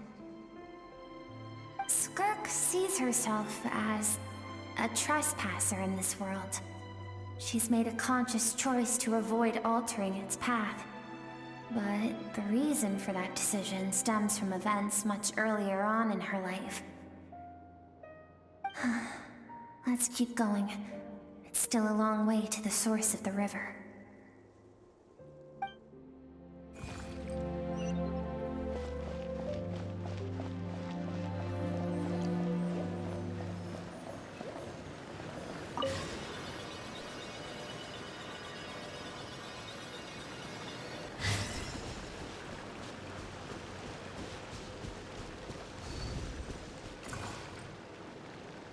You now have what it takes to wield immense power.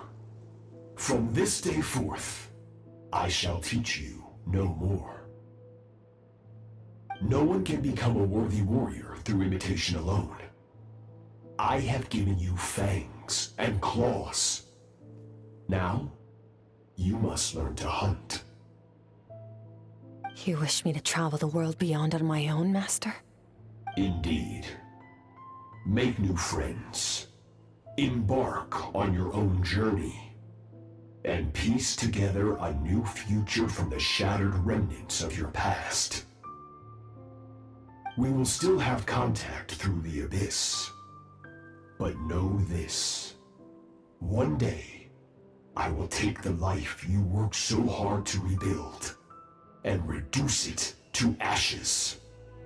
Just like the fire that haunts your mind. Why do you do that? I have told you before, fear is the catalyst for human evolution. You have tasted loss.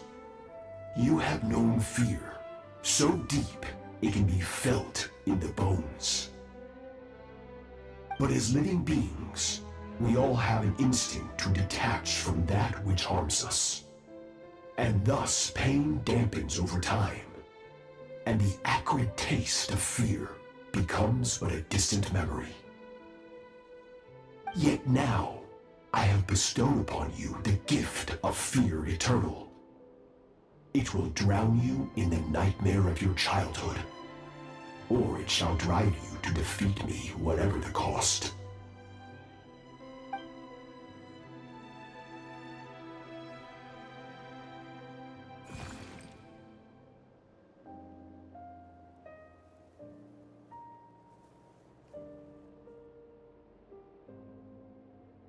That is what Skirk's master, the foul Sertologi, looked like at one point in time. Of course, as a higher being, physical form is a triviality to him. He could appear as a beast, a human, or even a monster that defies description. The form you see him in here, clad in abyssal armor, is the one he usually wears when traveling through the stars.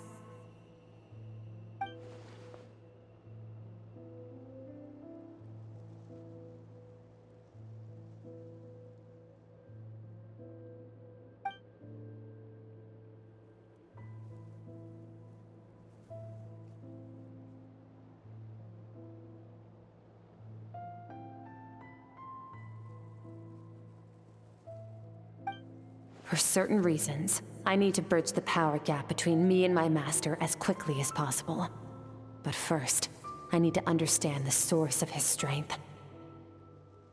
To do that, I need to follow in his footsteps, walk the path he once walked, and somewhere along the way, I'll find out how to defeat him. That is my sole focus and purpose.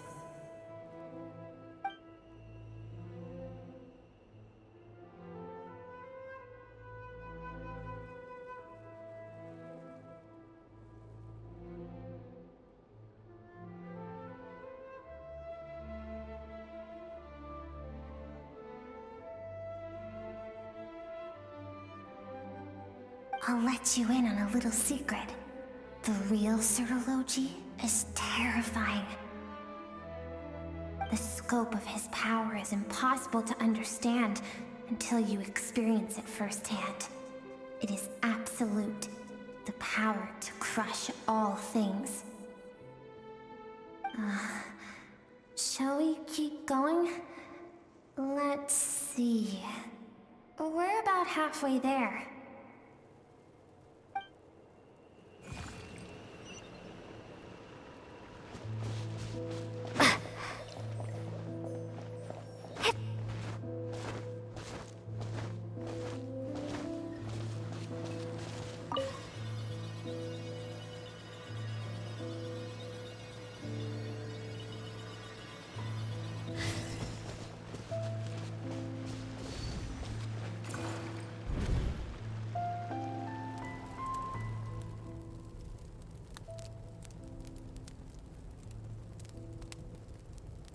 We've made it quite a ways already. This is Skirk, when she first began training under Sertologi. I have set your broken wrist. Tomorrow, you're to train twice as hard.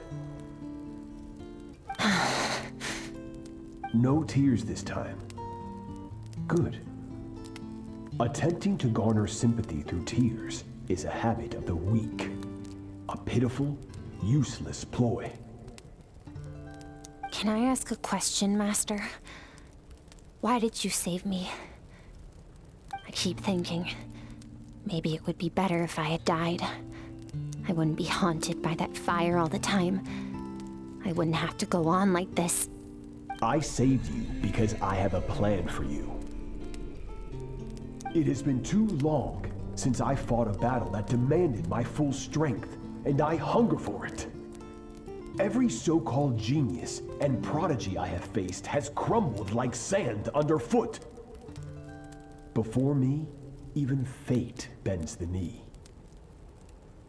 So, I will teach you everything I know, train you by whatever means necessary, in the hope that one day, you might surprise me.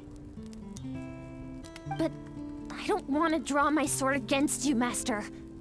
What you want matters little. Among the boundless sea of stars, the cries of the weak are but faint murmurs that disappear into the void. You of all people know that well. Yes, Master. From that day forward, all she knew was grueling training, emptiness, and fatigue. After some time, her talent bloomed, and she gained control over her emotions, like her master. How should I put it? It was not that human emotion disappeared from her heart, but that reason came to dictate all she was allowed to feel. I suppose it was at this point that she became the Skirk you know today.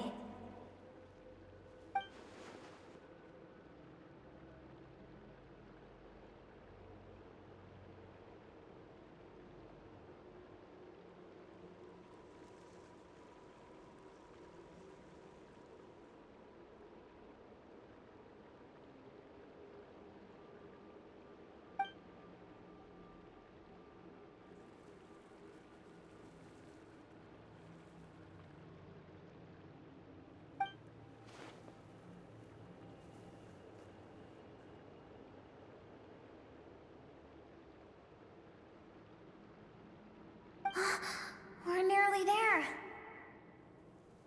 I almost don't want to reach the end. Well, shall we? This is the final stretch.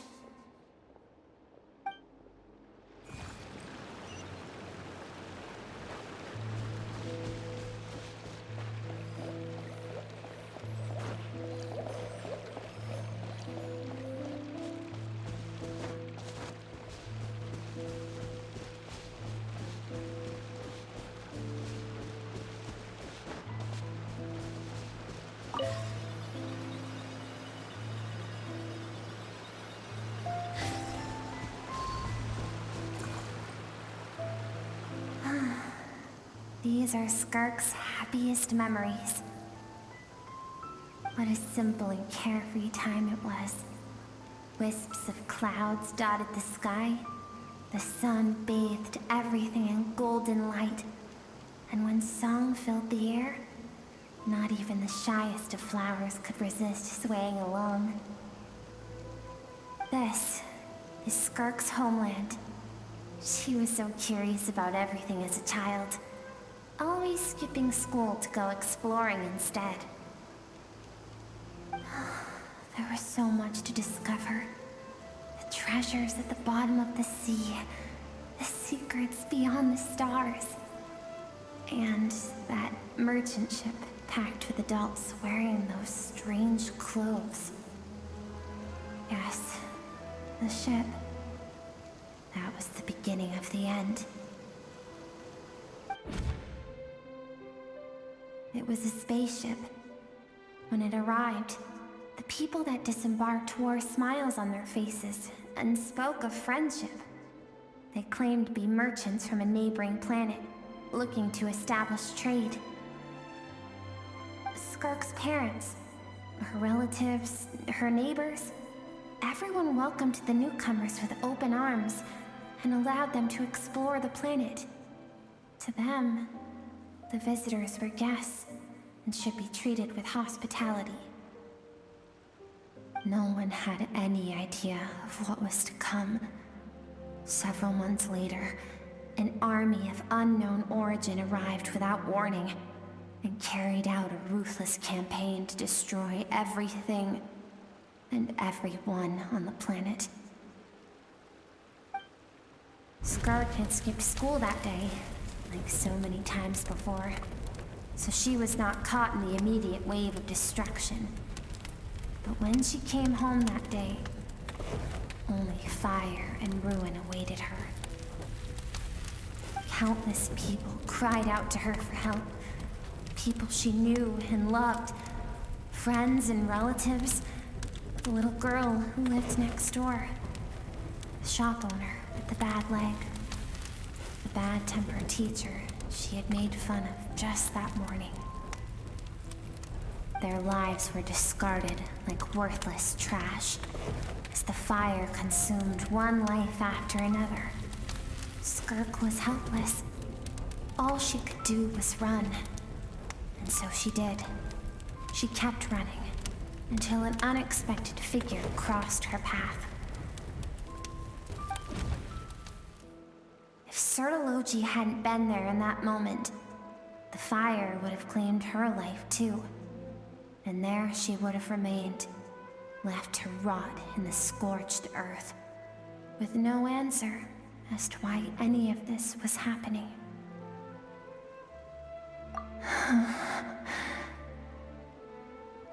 Because she and her people were seen as a threat. As the initial merchant ship explored the planet, they discovered that it hadn't always had the condition to support life. Yet there was evidence of human activity, even during the periods of extreme heat or cold in the past.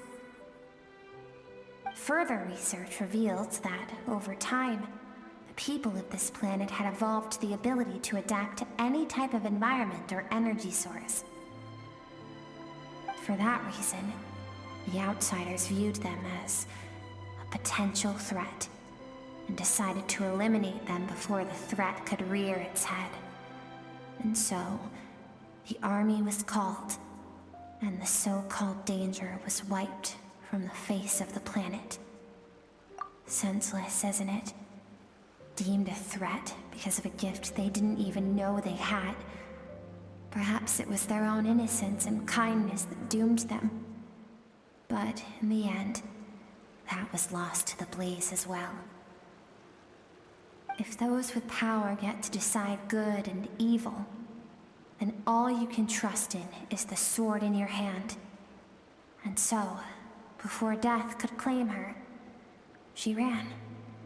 She ran and never stopped. No one wants to relive their most painful moments. Well, that brings us to the end of the story. This is as far as we can go. Skirk is waiting over there. For both of us. Let's go to her. It's time to fulfill my purpose. And my greatest wish over all these years.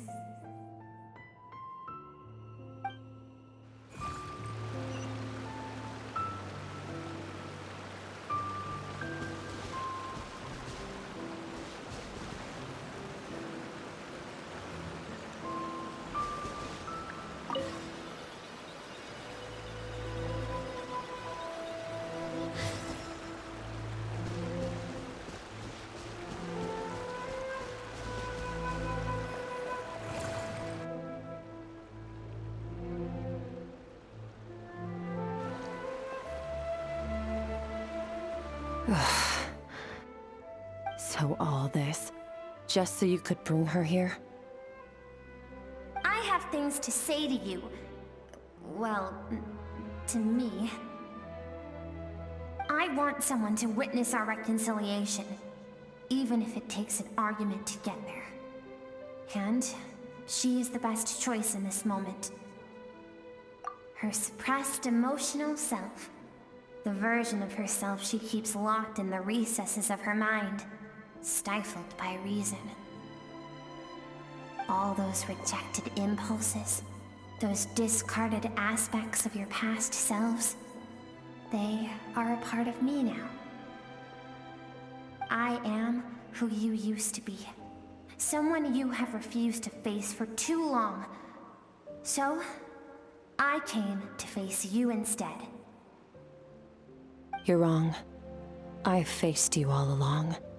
And that's exactly why I keep you locked here. Your existence makes me weak. Moments of joy and longing are when we are most vulnerable. Don't forget, it was a penchant for goodness over reason that doomed our homeland in the first place. The vastness of the universe renders everything insignificant. Our feelings most of all. Even so, learning from the mistakes of the past doesn't have to mean erasing everything. Strip yourself of your so-called weaknesses, emotions like kindness and empathy, and what makes you any different from the ruthless soldiers who slaughtered our people? The difference is that I'm doing what is right, what is necessary. I allow you to exist, but with limited freedom. That is the greatest kindness I can offer. I have shouldered everything you couldn't carry. I rose above the numbness and emptiness, and it was cold, unfeeling reason that brought me this far. It made me who I am. It made me strong. That is the problem. I want to shoulder those things together. On the grand scale of the entire universe, maybe our feelings are vanishingly small, but why should that mean they don't matter? Emotion gives warmth to the cold expanse of space.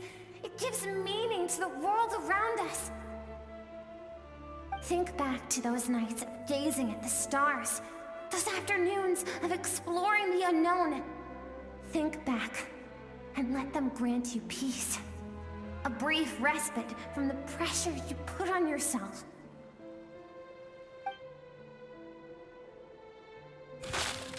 That isn't what we need. It's exactly what we need. Aren't you curious about why recovering your strength has taken longer than normal this time? Finally, you get to the important part. That is the only answer I came here to find. Then look around. Look at your inner world. You cast aside your dreams and curiosity, and in doing so, you lost your original motivation. You severed all connection to who you used to be, so you can no longer draw strength from your past. Now, the only things driving you forward are fear and survivor's guilt. But these cannot take you far enough. And so, this river, the source of your strength, grows more polluted by the day. And do you think that means I should seek help from a weak little thing like you?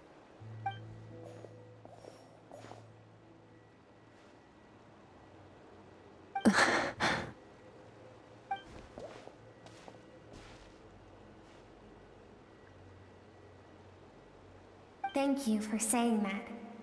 I knew bringing you here would be the right choice. To be honest, I'm not here to argue with you. This isn't about who's right or wrong. And in fact, I agree that in order to make it through the wake of that tragedy, we had to distance ourselves from the pain through reason over emotion. But what is right at one point in time isn't always right forever. I know you will never forget that fire. I know the fact that you were the sole survivor fills you with guilt. And I know that among the voices that haunt you, mine is there too. Because deep down, you know that you didn't turn out to be the person you wanted to be. All those unfulfilled hopes are like knives to the heart. And I don't want you to hurt anymore. So even if you can't accept me, I hope, at least, that you can let go. I keep thinking, maybe it would be better if I had died. I wouldn't be haunted by that fire all the time. I wouldn't have to go on like this.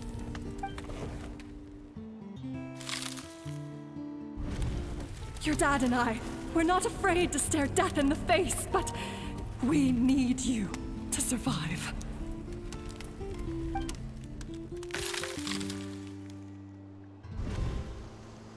I'm sick of being a kid.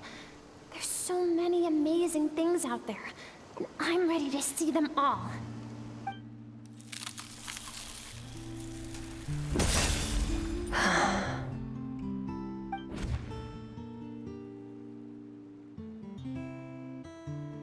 I remember. There was a song Mom and Dad always sang when we went out to fetch water. Dancing water. The sand along your path is begging for your song and movement. Will you carry this burden with you on your journey? I am not the dancing water.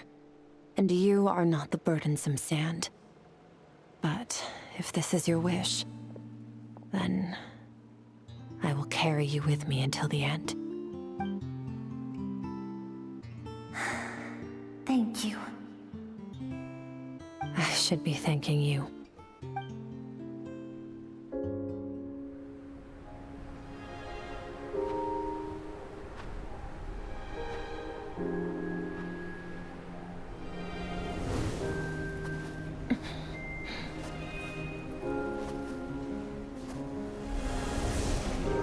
Run, Skirk, run!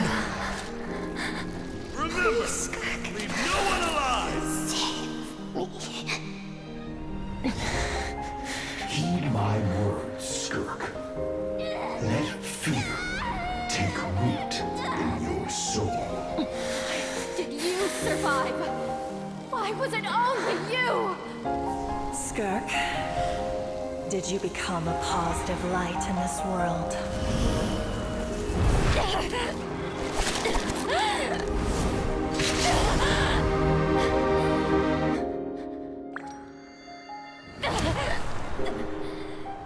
Hey, this doesn't have to be the end.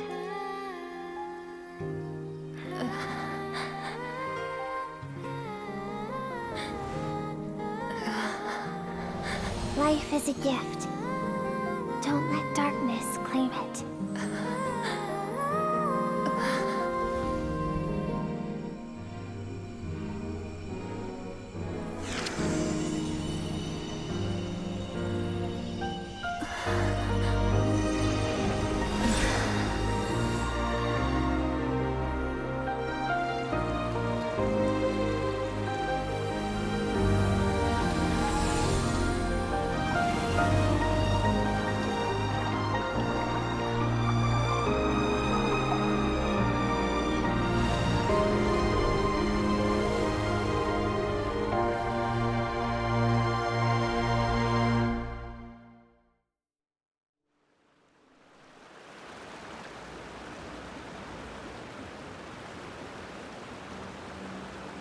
So, you saw my memories then.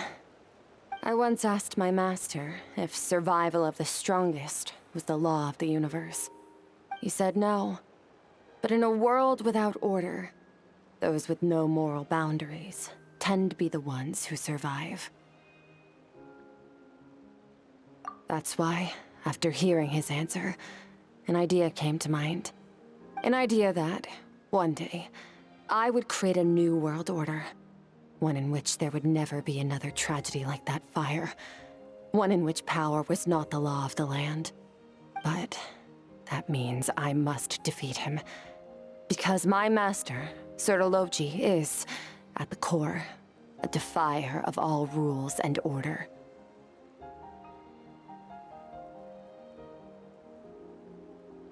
Yes, and not just because of the gap in our abilities, but also because I have no reason to see him as an enemy. Although his decision to train me was not made out of kindness, he did everything a master should. He saved my life, taught me the sword and the principles of strength. And for that, I respect him.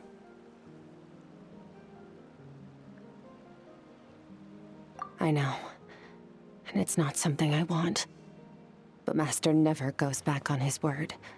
I have to treat everything he says as a promise. He's no longer into that, but he sends me messages through the abyss every now and then. Most of them are simple greetings, or an answer to one of my questions. Every time I hear from him, my heart skips a beat. And I wonder if this is the moment where he'll finally appear before me and tear down everything I've built to pieces. Maybe that means I do live in eternal fear, just like he said. Yes, I respect him, but I'm also afraid of him. And for that reason, the pursuit of strength consumes every moment of my life. I don't know what Master has planned, but I have to be ready. Help me? Why? This isn't your fight.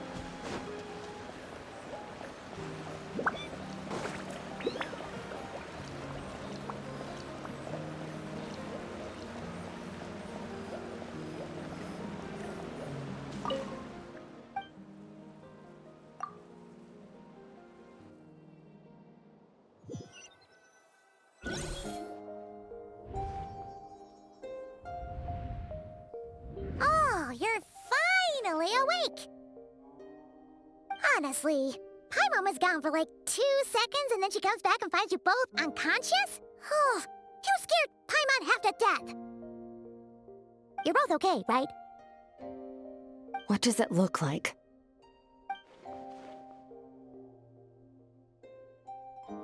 Only water from the source can cleanse the rot and filth that flows from the past into the future. I taught you to incorporate the experiences from your journey into how you fight. I suppose what happened today will become an inseparable part of who I am. Okay, so Paimon feels like she's missing some important context. But whatever. Paimon brought back tons of delicious snacks! Let's dig in!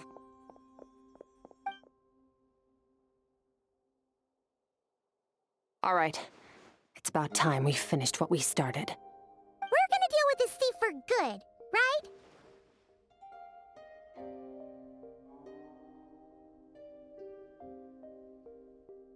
This time, I'm not going to tell you to hold back. But having digested even more power in the meantime, he's going to be tougher than before. The good news is, we have no reason to pull our punches this time. So, let's go. Same place as last time.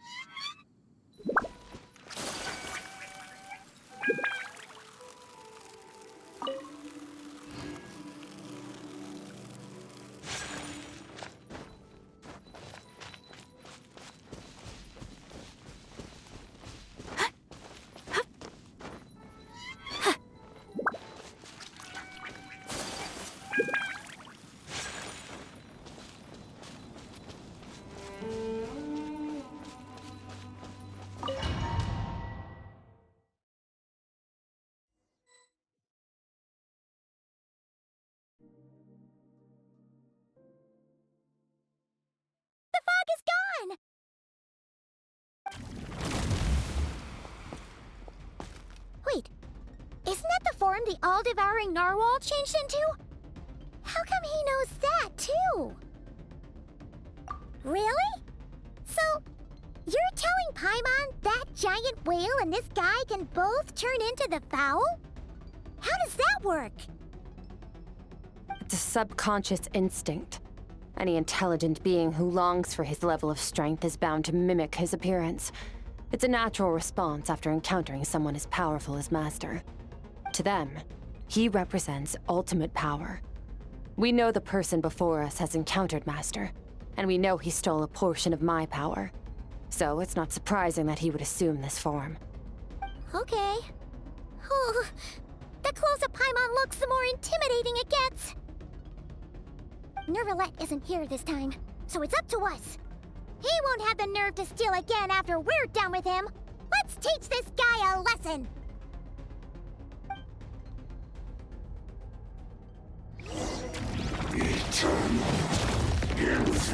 Extinguish! Wipe out! Ha! Ha! Ha! Annihilate! Power! Ha!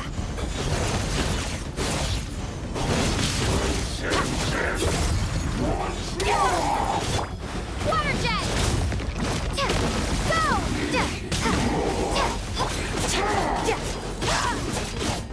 Extinguish!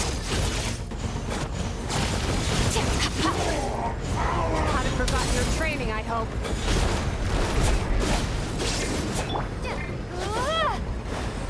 Water jet!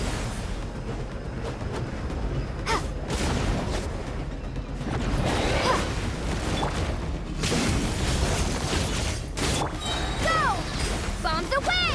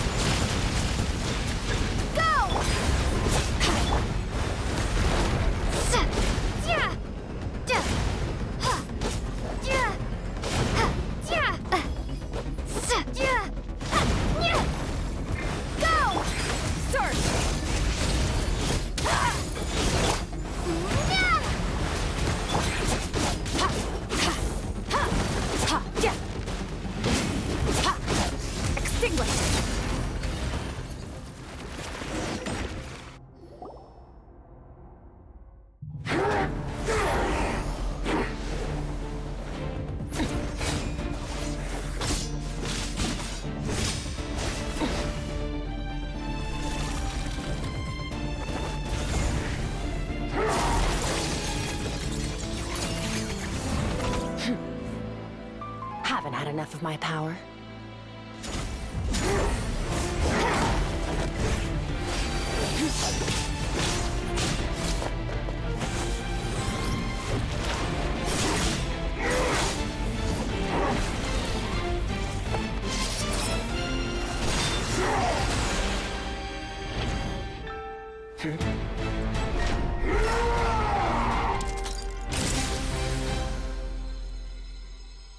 Well then, let's see how much more of this power you can handle.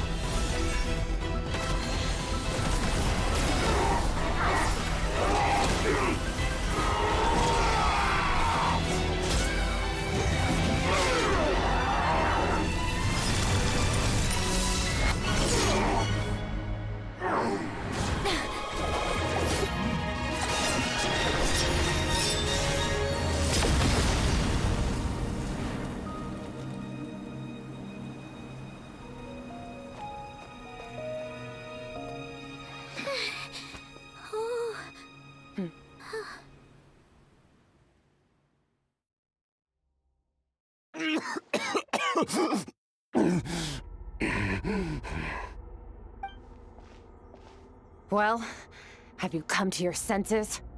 You saw that my body was at its limit. So, you deliberately channeled your power into me, knowing that it would destroy my shell from within. Such power. Such keen battle instincts. So, you must be... Skirk, Sertologi's disciple. How long has it been? How long has he been away from Tevat? Hundreds of years. Hundreds? Sorry. It's a lot to take in. I should introduce myself. I am Skofnungar, a friend of your master and one of his followers. This is the first time I've heard your name, Skirk. But hundreds of years ago, I knew you existed. And I knew you would come here. Hundreds of years ago? Sounds like you and Master have quite the history. Care to tell us about it? Of course. Might as well take advantage of a clear head while I can. The story starts a long, long time ago. I was born into a noble family in Conria. As the eldest son, I was set to inherit our title. But I contracted an incurable illness as a child, and everyone gave up on me. I trained the sword harder than anyone else, defeated all of my peers. But it was all in vain. When other people looked at me, all I saw in their eyes was pity or a strange glee in my misfortune. Even my parents were just waiting for me to die. Over time, my heart hardened, and I became aimless. That was the point where I met your master, Sertologi. We were similar in age, but different in background. He was born in prison, the son of criminals who had been sentenced to death. He spent his childhood wandering the streets, facing more criticism than the literary works in the Universitas Magistrorum. Yet, he always wore a smile on his face, as if kindness and malice were one and the same, and he could not see the difference. I still remember what he said to me when we first met. You need to fight to survive. Even if it's a losing battle, it should light a fire under you. How can you sit back like this and go down without a fight? That does sound like something he would say. He was the first to acknowledge that I was worth something, and he inspired me to keep going. When we sparred together, It was the first time I'd actually felt the thrill of combat. When I was 10, he stole forbidden research materials and managed to cure my illness. It was like there was nothing in this world he couldn't accomplish.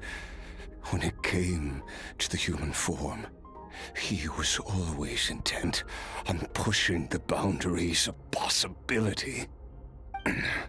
But somewhere along the way, I fell behind. My talents were nothing compared to his, and at some point, I realized he had pulled so far ahead, I was too embarrassed to even ask him to spar. After his grand endeavor was successful, he sought me out and said to me, "This planet no longer holds anything of interest to me, so I'm leaving. But first, I have an offer. I can use a power I have just refined to break the curse of immortality for you. Your death was once what we worked so hard to prevent. But the immortality you now face is a different kind of pain altogether." I'll pass. Immortality doesn't sound so bad to me. Since I can't die, it means I have an infinite amount of time to get stronger. Maybe I'll finally catch up to you one day, and we can spar like we used to. Are you sure? I cannot say when I will return. Your body, or rather, your soul, might not be able to withstand this curse. All I can do is try. After all, a wise man once told me, people need to fight for their own survival. Wise indeed. Nevertheless, if you grow weary of the pain of immortality, and wish to experience a good sparring match before you wither away, seek out my disciple. Disciple? Never thought I'd hear that word coming from you. Nor I. But Vedifenir said I was destined to find a disciple out there in the universe, and bring her to Tibet. You know as well as I, Vedifenir's prophecies are never wrong. Well, now I'm curious about who this disciple of yours will be. All Vedifenir said was that one day, the stars shall bow in her honor.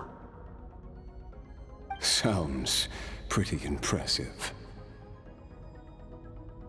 Of course. Only the most outstanding people would have the right to become my disciple. Still self-assured as ever, I see. But you're not wrong. I'll be leaving then. Oh, and if you are serious about getting stronger, I left you a little gift in the primordial sea. As I've said before, walk whatever path you want. Freedom means even the wicked get to make their own choices. Waiting for me in the primordial sea was the all-devouring narwhal, already beaten into submission by Sertologi. In its weakened state, I was able to cut off part of its flesh and sew it into my own heart. Your heart? That sounds like torture! How did you even survive that? Because, of course, I bear the curse of immortality. So, you used the curse to turn yourself into a vessel for power. Even with that whale's ability, devouring power like that is not something the human body can withstand. With your body and soul constantly at the breaking point, it was the curse of immortality that sustained you. But that is not the path to strength. You have to pour your heart into it, work for it, dream of it. Instead, you stole something that didn't belong to you, and it backfired. You're right. I should have known better, but I had already pushed myself to my limits, and he was still miles ahead of me. so I had to take a leap of faith. I miss your master. I miss the days when we were all together, troublemakers without a home. I don't regret the choice I made. But if you'll allow it, I do want to apologize. To both of you. After the beating we just gave you, I think we can call it even. You're an interesting one as well. Sertologi's disciple. That's a lot to live up to. It can't have been an easy experience. I know what he's like. He rules with an iron fist, using despair and fear to force you to catch up to him, all the while standing ever out of reach. We're like mountain climbers in the dark, never knowing how much higher we have to climb, or when we will see the sun again. True. But I made up my mind long ago. No matter how dark it gets, I will not give in to despair. I will overcome it. Besides, after hearing your story, I suspect what Master really wants is not a battle that demands his full strength, but rather a defeat without regrets. Oh? Since you're his friend, you must have some things in common. The first time we came here, when you stabbed me through the fog and stole my power, I felt no emotion coming from that spike. But when you had to devote all your strength fighting me just now, I could feel joy and passion emanating from your blade. It was the joy of a researcher discovering the truth of the world, the joy of an artist uncovering a temple of wonders. Interesting. I'm certain I didn't express those emotions outright, yet you were able to read them from my blade, like a glimpse into my inner world. You're right. That battle brought me an unbridled sense of joy, and my defeat brings me no regret whatsoever. Exactly. I think Master also craves a battle like that. One where his opponent forces him to use all his strength, unlock the extent of his potential, and transcend his own limits. A battle to end all battles. After which, all can come to an end, including, perhaps, his life. For that very reason, good and evil are meaningless to him.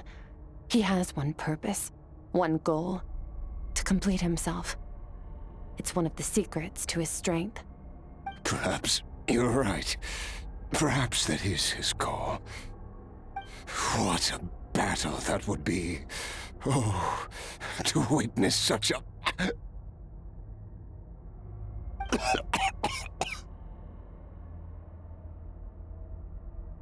you okay? Too many different kinds of power are surging through my body. The curse of immortality allows it all to coexist, but it does not remove the pain. I won't be able to hold on to my sanity for much longer. What a shame. I would have loved to witness that battle. Sertologi once offered to free me from this curse. Now, I must ask that of you, Skirk. Can you release me from the pain? I can, but not through death, if that's what you are hoping for. It's not a suitable punishment for your crime. As an alternative, I can take your consciousness, along with all the power you've consumed, and smash it to pieces. The impurities will dissipate, and under the curse of immortality, your mind and body will regenerate. When that process is complete, you will be back to who you were before, no longer tortured by powers you can't control. But it will be a time-consuming and painful process. The decision is yours to make. I accept. And who knows? Perhaps I'll wake up in time to witness your great battle with Sertologi. I have faith that you'll be able to stand against him one day. Though I know it'll be a long and arduous road. If we are climbers in the dark, it appears the dawn has finally broken for me. But your ascent continues. At least, it looks like you are not alone on your journey. I will reach the top of this mountain, no matter what it takes. And you, Skofnungr, will be my witness at the end of all things. That's finally over. Let's get out of here. Huh! At least we don't have to make a mad dash for the exit like last time.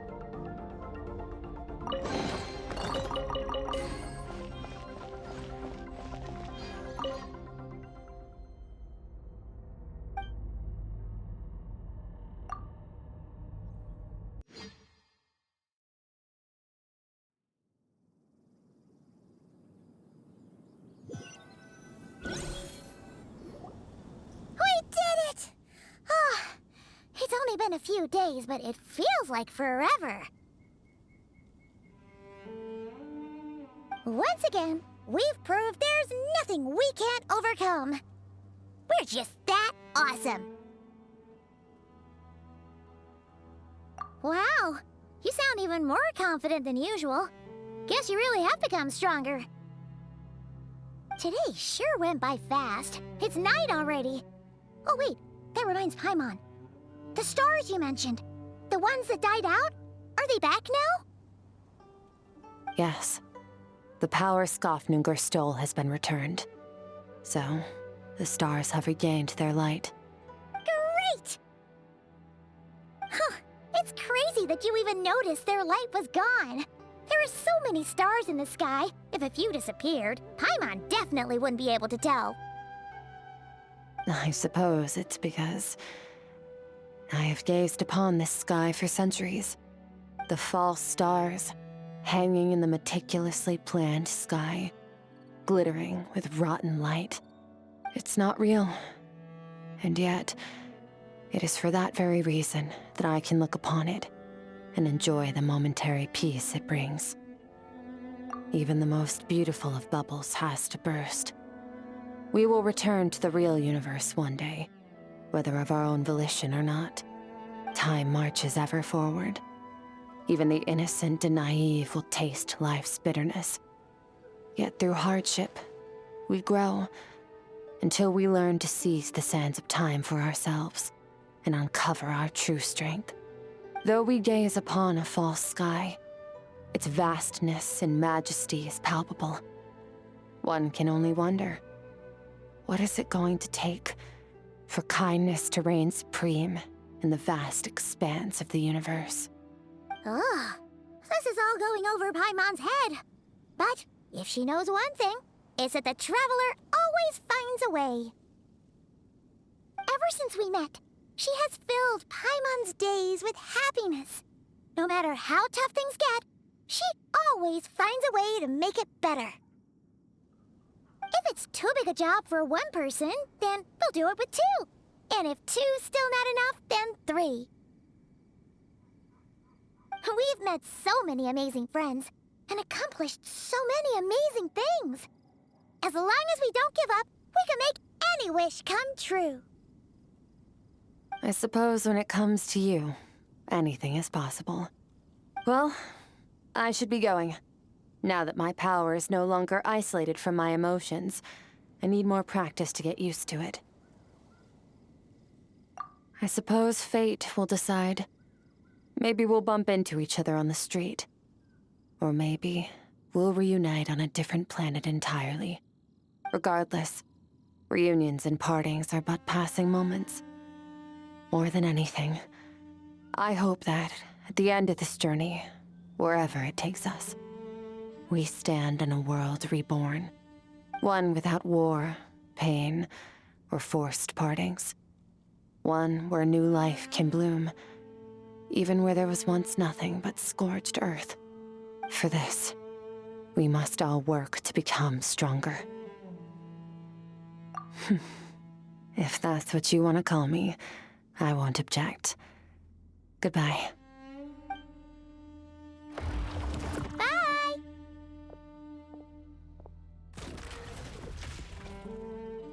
Is it just Paimon, or is she being nicer than before? We definitely count as friends after all that, don't you think?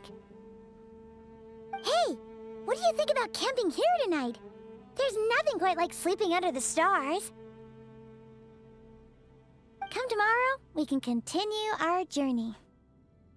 Oh, and since Paimon treated you to that super nice meal at Wanmin Restaurant, it's about time you returned the favor.